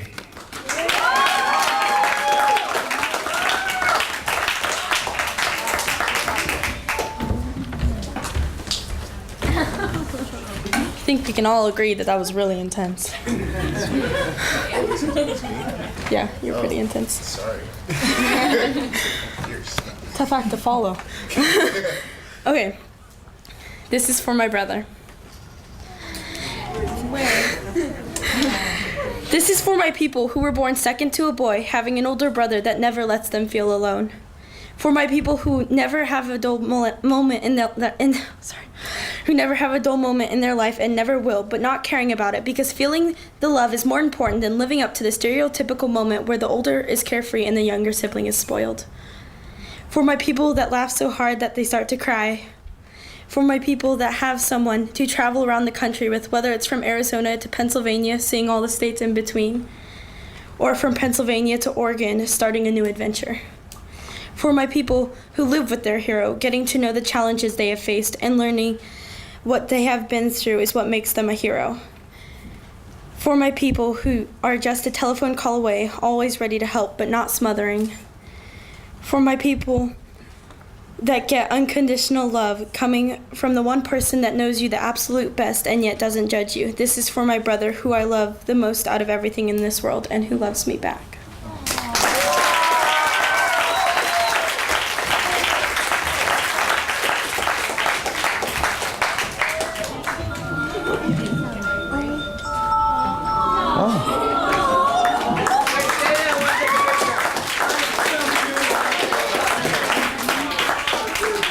My brother's in the back over there. Come here. Come here. You better get over here. Give me a hug. Right now. All right. Ready? 7.8, 6.4, 7.0, 7.3, 6.9. Got it?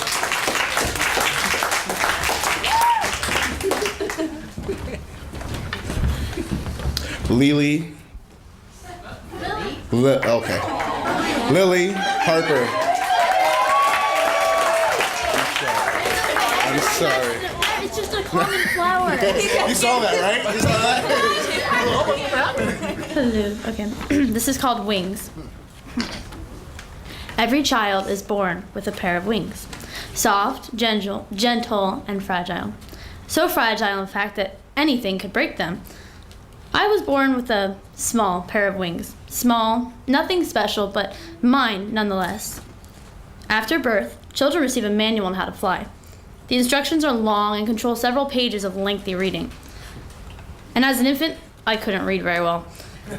All I could grab from the pages was the phrase, kindness heals. So as an infant, I lived by these words. As I grew up into a child, my manual was taken from me. A bully scribbled on my pages and threw the book back at me, hitting me in the face. Cutting my wings and pulling out my feathers, I was in agony. Learning wisdom as a child, I grew up differently than the normal. I lost belief in myself, and all I could read through the scribbles that he left was the phrase, life is suffering. And as a teenager, I lived a cold and shadowed life. My wings collected dust, never opening to the world, and they were a hidden treasure that was covered by the waves of innocent people. And I was alone, with my half-shredded manual to guide me. This time, when I looked over it, I saw a foreign language, and I could hardly understand any of it. And all I was able to pull from the book was the phrase, never love, never trust, and always alone. And I lived by these words. And as I grew into a young woman, I met you. And from the first moment I saw you, I knew that I loved you very deeply. And that I can't explain, no words can tell you how I knew. But the more I got to know you, the more I loved you. And one day, I grasped my courage and I told you how I felt. And a year later, you're trying to open my wings. And you pull them, slowly, and it hurts. They've stayed shut for 17 years now. And you finally get them revealed to the light, and you step back and wonder, and you say, aren't they beautiful?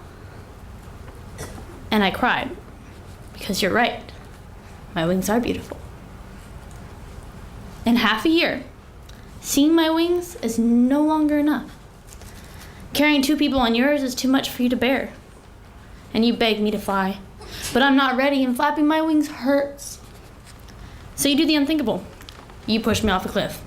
And this time, you don't catch me, and I fall. And I fall what seems like forever. And right as I see the end approaching, I open my wings, and I am saved. Not by your wings, but by my own. And you taught me a lesson that I needed to be able to fly. So when I come back to you and I see you standing there, tears in your eyes, you hand me a new manual. And as I open it, the first words I see are, fly, my angel, fly. And I will fly, if you should grace me with the honor of flying by my side.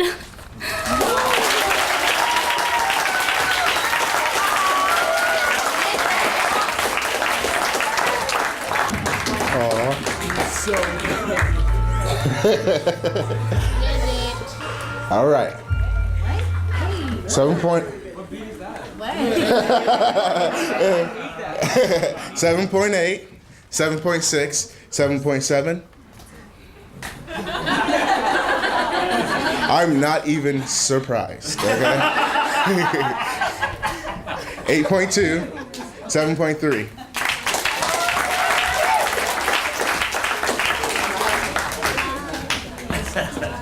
She said 5. He's doing it on purpose. I'm sure you are. I've only been doing it for 10 years. Exactly. You know what you're doing. All right. Shatoya Allen.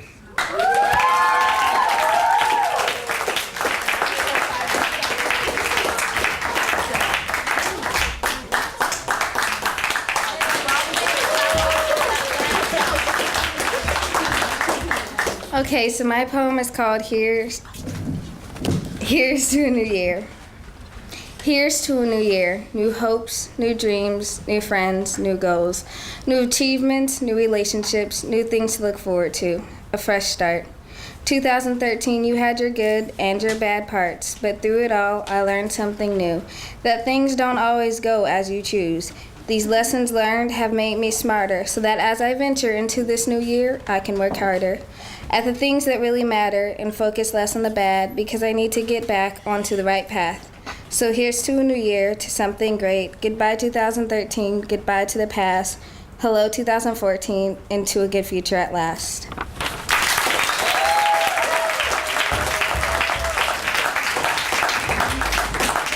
All right.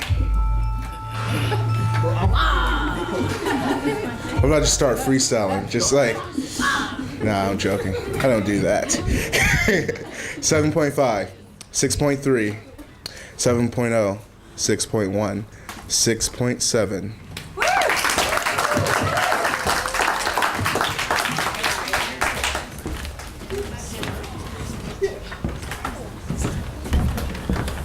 Bella M.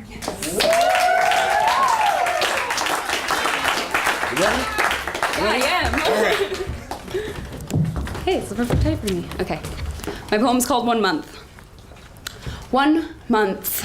1 month of stress, of hearts unwinding in an effort to feel whole again, of feeling the ground move beneath my feet while I'm whipped constantly backwards by a current which tries to pull me under. 1 month of singing while crying, laughing while praying, wishing and hoping and almost entirely giving up. Remembering the only feeling that matters is my fingers brushing your fingers, holding my breath when we kiss. 1 month of this. 1 month of pure, blissful ignorance. 1 month of running around, barefooted, rain soaking us to the skin, looking for an absolution we may never find in the only things we know, the stars, fingertips on lazy mornings, showers no longer taken alone. 1 month of adjusted adulthood, trying to find one another in the crooked confines of our skin, late night dreams, silhouettes and moonlight, the in and out ragged patterns of our souls colliding in a desperate attempt to feel one another with an inhuman capacity, hearts racing. 1 month of hearts racing, beating, simulating God in order to push us closer together, whirlwind hurricane of seldomly achieved goals that is us. Perfection in the palm of my hand. 1.5 years of beating the ground with curled fists, hoping that just maybe I can beat the cement loud enough that you could hear, begging the stars for just one more chance I would probably fuck up anyway. For the first time, believing in something bigger, stretching across that ever-gray Portland sky. 5 months of listening to the resonating chords in a minor key, feeling our hearts over and over pound and beat like war drums in a line, always syncopated. 1 month of off-time dancing, of out-of-key singing, praying and hoping and jumping for joy as we touch, kiss, and feel our way from 1 month to 1 year to forever with you.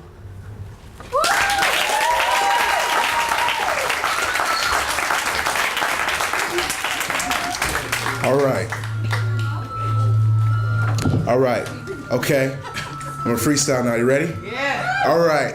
No. You know what? You don't need that in your life. It's all bad. 8.6, 6.9, 8.0, 9, 9.5. Woo.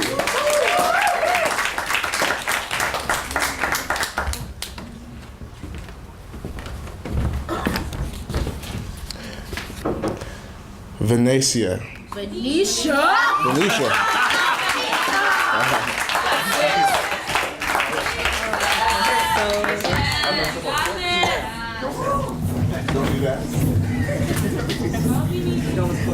My poem is like the mind of a prostitute.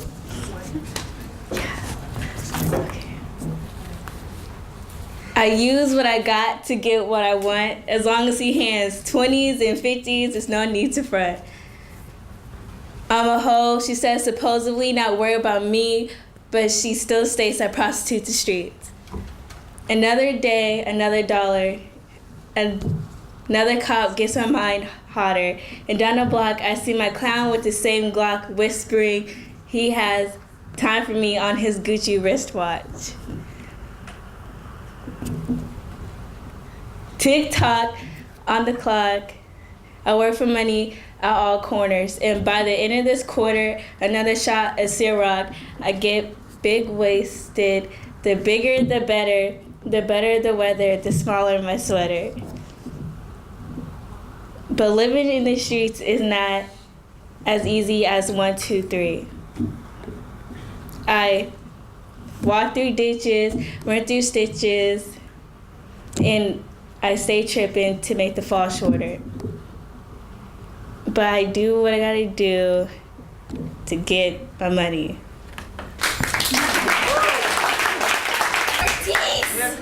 Alright, this is called The Confident Image. There is an image I cannot see. There is an image I cannot be. There is an image I want to know. I free myself on the go.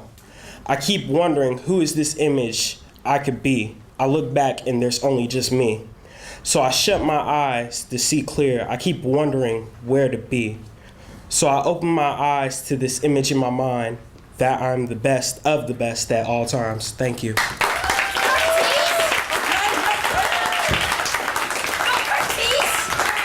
He lives like me. I feel I'm the best all the time, too. All right, you know. All right. All right. All right. The scores are 8, 6.8, 6.7, 7.2, 8.3.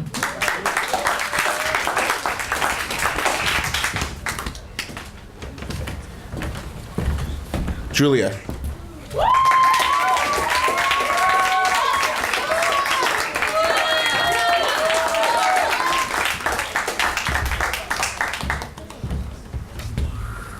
Man, I'm so bipolar, declares 13-year-old Elise as she sits at her computer reading a text that says, "Hey, it's not working out. I'm sorry, I'm breaking up with you."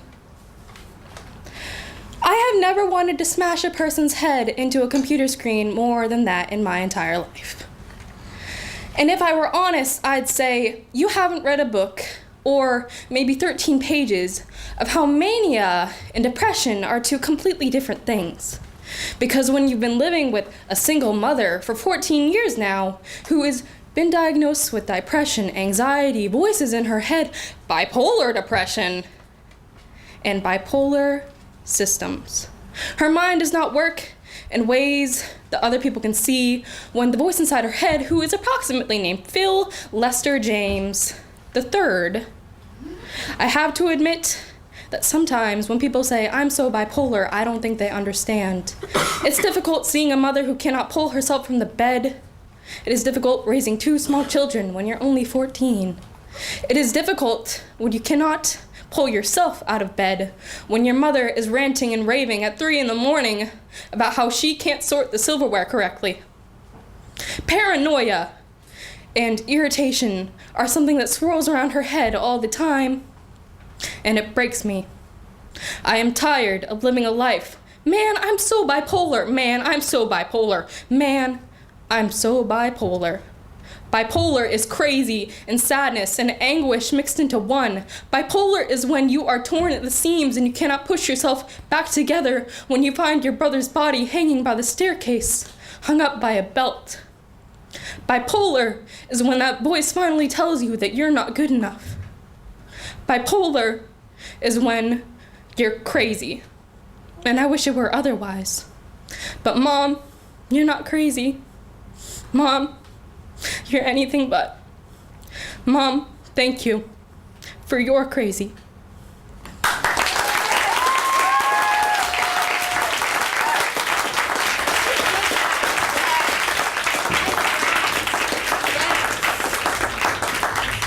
All right, scores.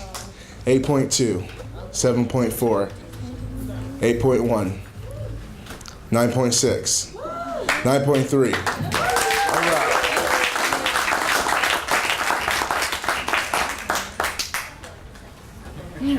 Okay. My bad.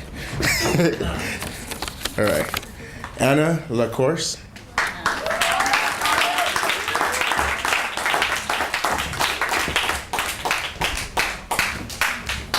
So, I wanted to do a poem that I didn't want to immediately burn as soon as it was printed out. So that's how we get Meta for an Audience by Anna Lacourse. You've seen Frozen, say it like that. It's spelled the same way even. I haven't watched that. Then you have failed, sir. A metaphor is like a smile. Sorry. A metaphor is like a simile. When you smile at me, it's like an elusive illusion alluding to the Mona Lisa. A simile is a metaphor. That's what you came here for. Listen to me, turn a phrase, flip a page, and cracow on some onomatopoeias. I'm a pro when it comes to prose. When it comes to verse, I have no adversary. Iambic foot cannot measure the heights I'll reach. You don't need to see the length of my stanza to see the power it stands for. I don't need meter, couplet, or quatrain to enjoy the lyricism I can attain. Follow. Get lost in my imagery. See all the sights there is to see. Get a view from the top of the epitome. Not all or top, that's hyperbole. What more can you expect from me? Not every line can end in rhyme. I'm one of the best, like the penultimate. As good as it gets, someone will find fault with it.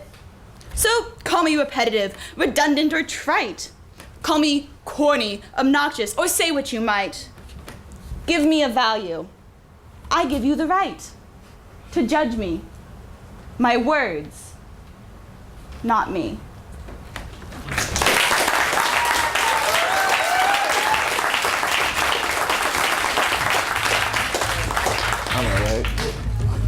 All right, Anna.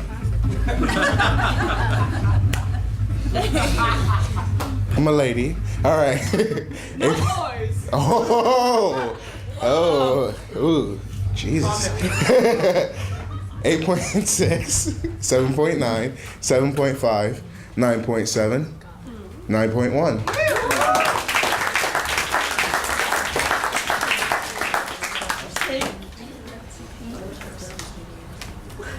Today. There are only 2 poets left. Yes. First round. Did it. All right, it's heating up. Jacob Thornlow.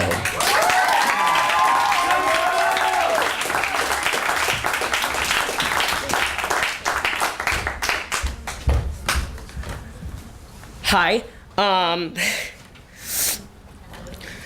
1 second. Apologies.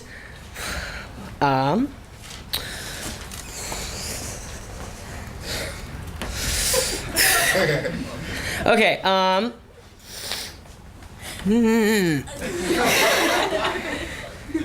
technology. Am I right? Okay. Poetry time. This is one question about the dark, and it is in the mindset of a small child. One question. I have one question as I sit in the lonely darkness of my room. The darkness that's a pretty clear reflection of my mind. What are those creatures lurking over there? It's probably just a coat hanger or maybe just a broken toy, but in my mind it's something more sinister. In the darkness, my mind plays tricks on me. A simple shattered toy becomes a slimy, slinky snake that's chopped in two and screaming in pain. The snake speaks in broken sentences in between the painful screams of help, although what it says makes very little sense. The big coat in my closet becomes a giant hairy beast whose hands are the size of plump hams. Its presence alone takes up the whole room. Its breath probably smells of dead bugs and raw meat. I don't know for sure because just seeing this monster is causing me to shrink into the corner as an attempt to get away.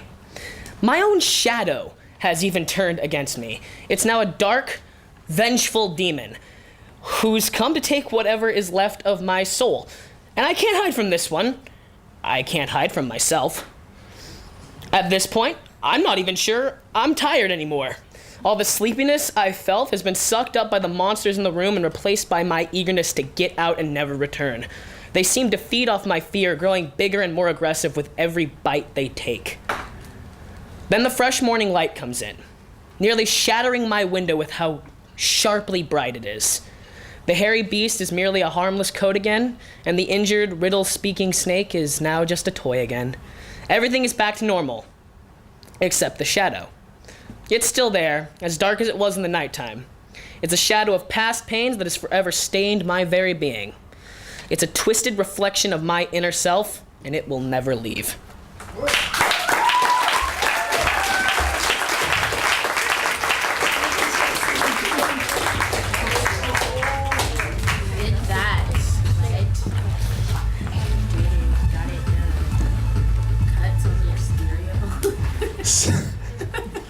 Stop it.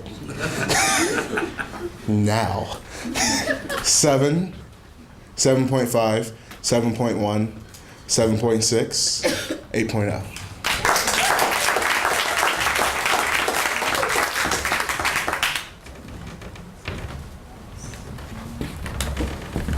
The last poet of the round. Let's see how. Okay, Naima.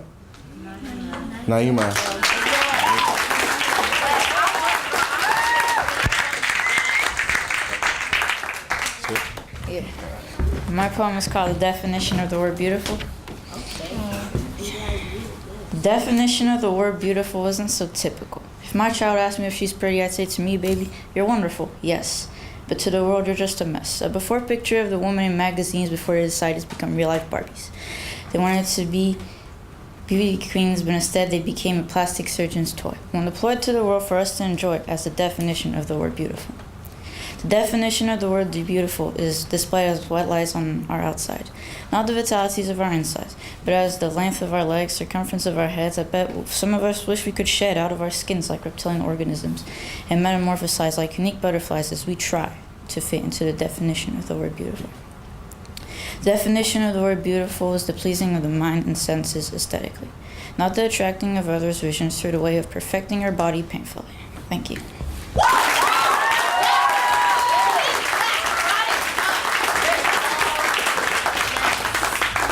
All right. 7.5, 7.1, 8.3, 8.1, 8.3. So it's called The Douche. All right, so this is from a perspective of someone who thinks he's like a lady killer and he get any girls he wants, goes to the club, get numbers. All right. What? What did he say? From my cousin actually said the same thing. I'm not that bad. Okay. All right. Wait, what? We're ready, man. Oh, you ready? Okay, never mind. I know it was good. It was good. It was good. It was good. All right. All right. It was that good. Just like. Ready? You ready? Yeah, I just threw the names in there. Oh, you just threw. We thought we should tell them who they are. Okay.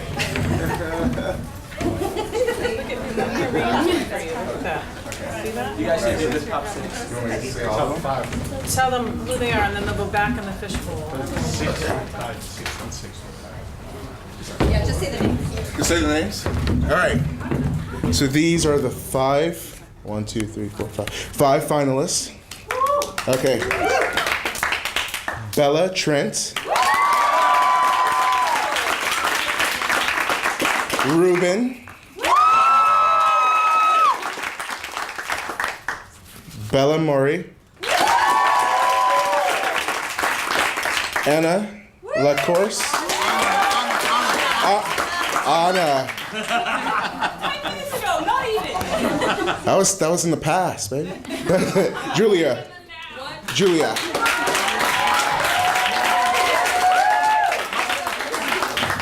What about Micah? He got 10. It's a minute and a half over. Oh, I forgot about that. Hey, but Mike, you did that, boy. Yes, you did. You did it. Yeah. Micah won. So there's like a 3-minute time limit for each poem, and so there's a little bit of a. Yeah, it's a half a point per 10 seconds that you go over. So yeah, it's a half a point per 10 seconds that you go over a penalty. A minute and a half over? Yeah. Ow. 4 points. And that's why there's 4 grades in high school. Freshman, sophomore, junior, senior, right? Yeah. Anyway.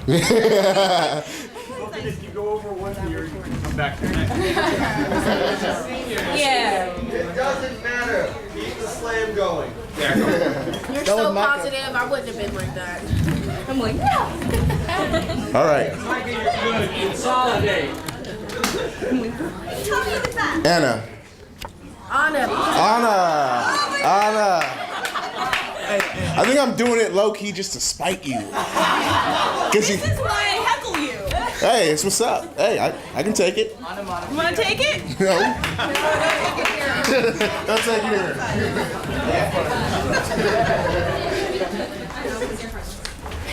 So this poem is a day old, which is older than last year's poem when I made it to the second round, which is good. Okay, this is Label I Wear. They call me a theater geek because I want them to. It's not oppression, assimilation, or condescension. It's a request. More than a label, it's an identity. More than who I am, it's who I could be. I represent the theater.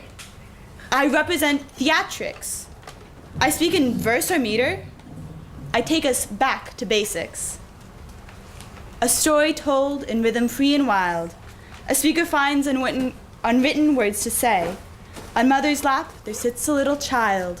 Behind the tale a minstrel begins to play. I have no minstrel, nor a lap to share. My words are mine, not mine alone. The page, the stage are their home. From my lips they stick to heart and mind. Oral tradition continues in the words I say. Words like bricks build me up. A placard labels me.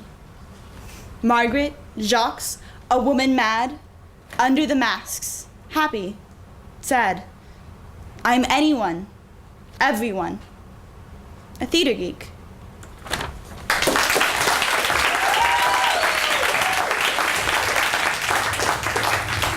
Good job, Anna.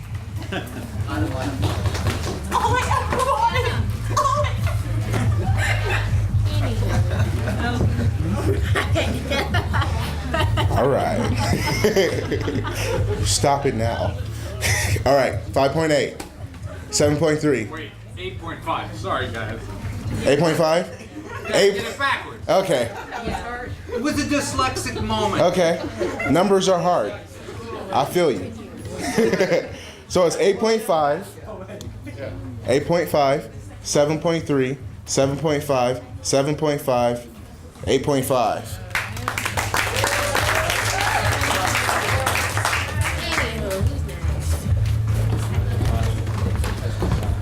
Ruben. Go,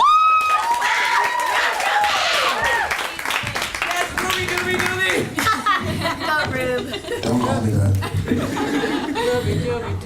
She's so that way. This is called. What is this called? I don't know, but just listen. I forgot the words.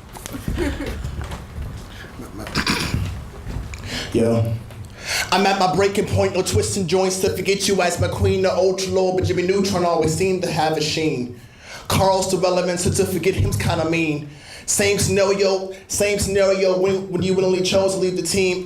So you forgot me, broke my ankles when you rocked me. Step back and then you dropped me, picked me up and then you shot me, yo.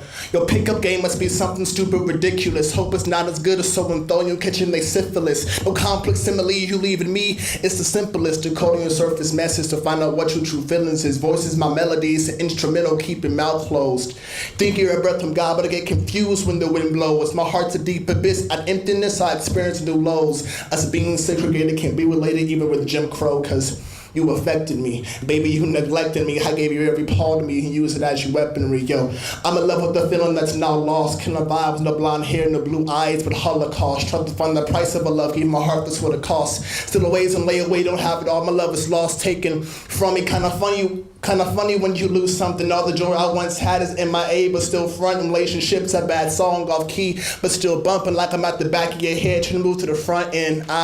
Yo, I mean, you can't be serious. Heaven sent for raising hell. This confusion has got me furious. To the writing cold balls, ventilation something delirious. Wanna find out how you feeling, cause your actions got me curious. Yo, I mean, just give me a reason. You went to fall, my summer, springs. Personality has new seasons. In between stages got you irritated like you was teething. Trying to irk my nerve, I rejected constant teasing, singing. I've been thinking how we got here's a shame, since things have changed, and plus I found out you don't trust me. How are we meant to be?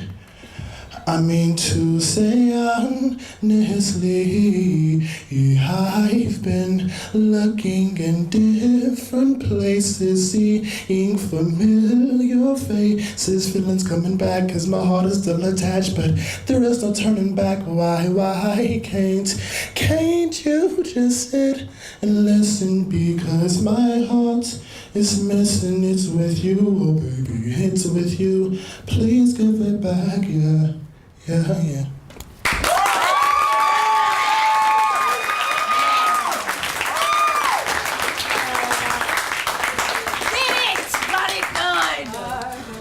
Oh yeah. Got people singing and all that? Okay. I think next year I'm gonna come back to compete. I think I'm ready. I think I can sing again. What? Don't tell me what I can't do. Do what I want. Smirk. No, 8.5, 7.8, 9.5, 7.4, 9.3.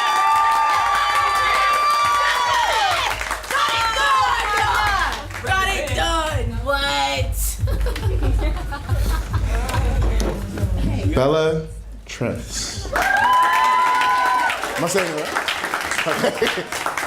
I'm nervous and self-conscious.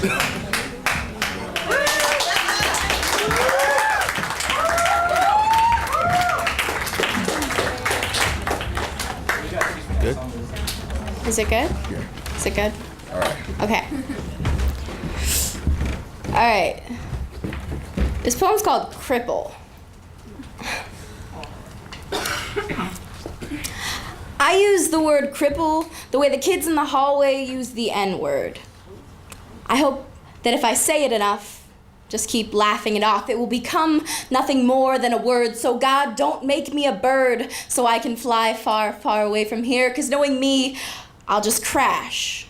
No, make me ash, floating from the rubble and sticking to your eyelashes, just so that you know that we cripples burn like everyone else, even though you don't look at us like we are. No. You look at us from afar with pity, balanced on the tip of your nose like a rifle pointed directly at my battered soul, and maybe I'm being dramatic. But if I had a penny for every time someone looked at me like I was a kicked dog, I would have an inconvenient amount of change, unlike this population, which could use a little bit more change and a less stagnation. You see, this nation was not built on equality, it was built on survival of the fittest. And might I just say, on behalf of the unfit, that Charles Darwin can go fuck himself, because I think I've done all right, despite the laws of natural selection, which say that I should be unlovable. He loves me, which is incredible but irrelevant, because this is not a love poem. This is a hate poem for the dictionary that describes the words cripple, disabled, and handicapped as less when I want to be so much more. Thank you.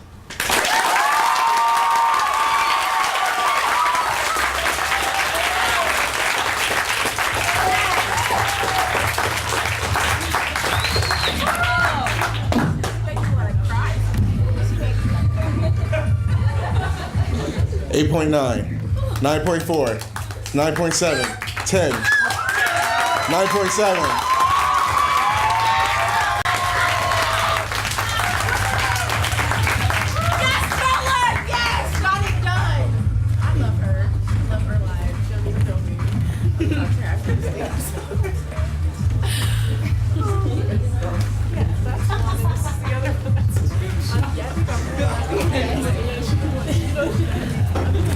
Don't call out my math again, come on. Okay, I get it. God. Bella Murray.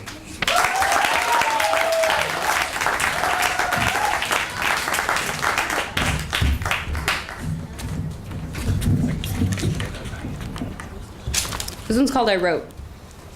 I wrote you a song. You smiled and breathed in air mixed with moonlight, and I closed my eyes and succeeded in shivering away the cold. Busying my hands in the hem of my sweater, fixing my shorts, mussing my hair, while you stood hands shaking into beautiful phrases, framing my mind with wishes of the future and rhymes of us. I wrote you a poem, covered my mouth when I was done because it felt so real and true, because I am still so deeply in love with you. I breathe in the night air, cool and crisp in my desecrated lungs. Hope you are safe and well and happy. Hope the demons don't treat you wrong. Hope you wake up and still feel strong. And I miss the rushing feeling of your hands against my skin, hesitancy in every vowel that escapes from my lips. Please pick up your phone.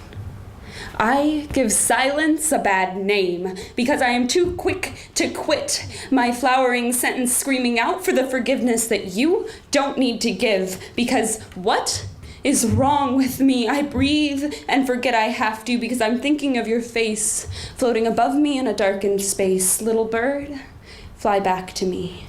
Hold me in your crooked wings. Tell the world you will do me no wrong because I really, really love you. In the end, I'm here and you were there. And nothing is ever going to change my mind at the fact that I need your whispering fingertips and hushing lullabies to soothe my pounding heart, the only thing which keeps it in my hollow chest, skin and bone cages, which mold to your fingers as you fill my brain with a nothingness so seemingly endless, I want to stretch my body into it and call it home. We race to the nth stage of nirvana, breathing you in, breathing in words I wrote for you, which tell in rhythmic hums, I love you.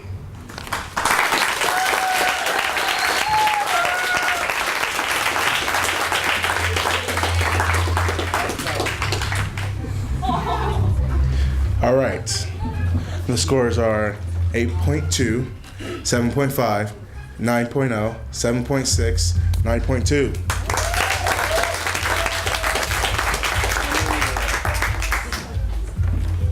This is 1. I can count to 1. All right. Julia.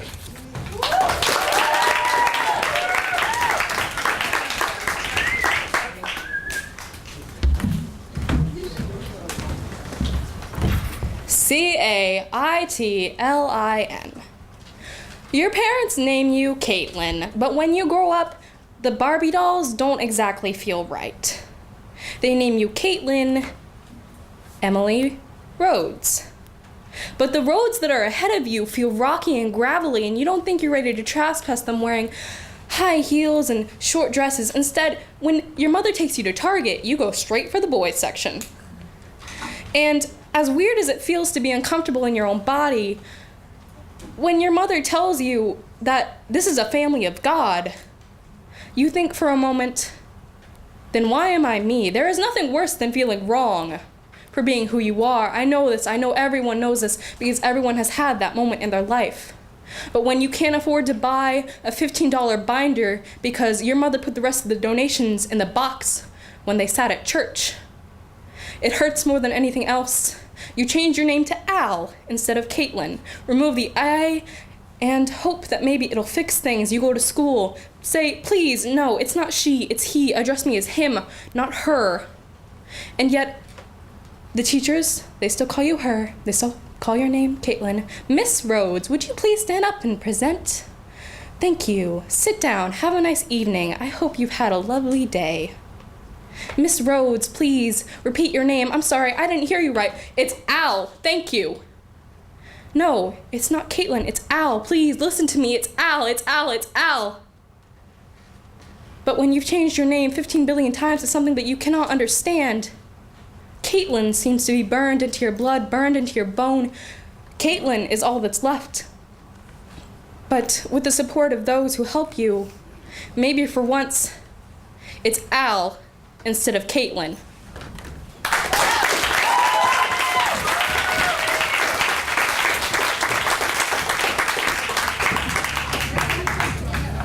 All right.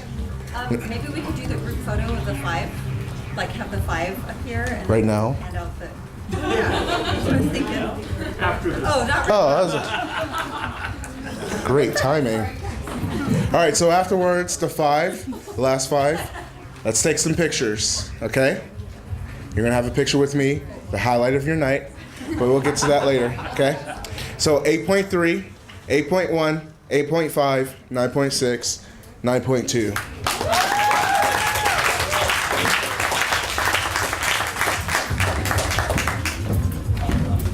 So now can we have the 5? We have to move them. Silly one? Come on, silly ones. All right, everybody do something. Do something original. Thank you. Just while we're waiting. Huh? Okay. So right now, I'm supposed to be providing some filler. I don't think you're supposed to say. I know what I'm doing here, okay? I've been doing this for years. Who said that? Don't do that. All right, so everyone had a good time tonight, right? I had a great time too. I'm actually I am proud of everyone who comes up here, and every year it gets bigger and bigger. The amount of people. I think when I started it was only 12 people, and now this year it was 38.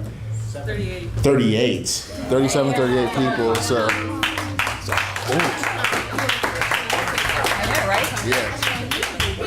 Was it 37 or 38? Oh. Yeah.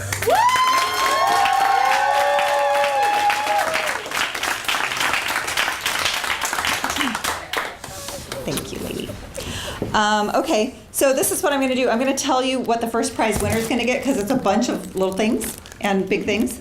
It's one of those cool Mad X Slam buttons that you might have seen, a Mad X Slam keychain, a magnetic poetry, a bar of chocolate, a Mad X Slam notebook, a t-shirt, and $100 in cash. I know. And everyone else gets a little bit less than that. Okay. So I'm going to announce the 5th place point getter is Anna LaCourse.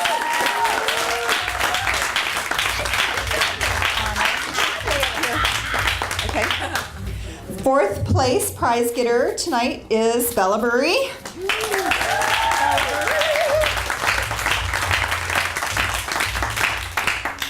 Our 3rd place point getter tonight is Julia.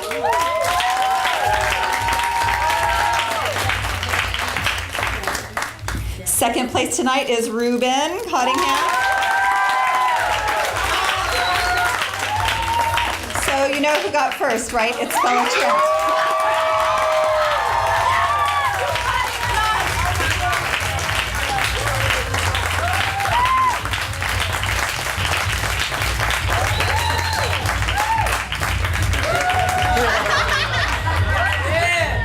Awesome. Big thank you to everyone. I just whistled it. Who did it? I did. There you go. Bella, do you have one more poem you want to share or a song you want to sing? Oh, girl, let me do it. Yeah. You don't have to. Go sing. Sing it. You've written some really beautiful songs. Sing some Prince. Purple Rain. The people want like one little thing. One more thing? Do you have one more thing? Only if it's easy. I don't have my computer, Dad. I don't know. Okay. No. Okay. So what we'll do is look forward to seeing Bella perform at Verslandia. Also Ruben and Julia will be our alternate. Thank you all for supporting our poets. You were awesome. See you at Verslandia. Can I get a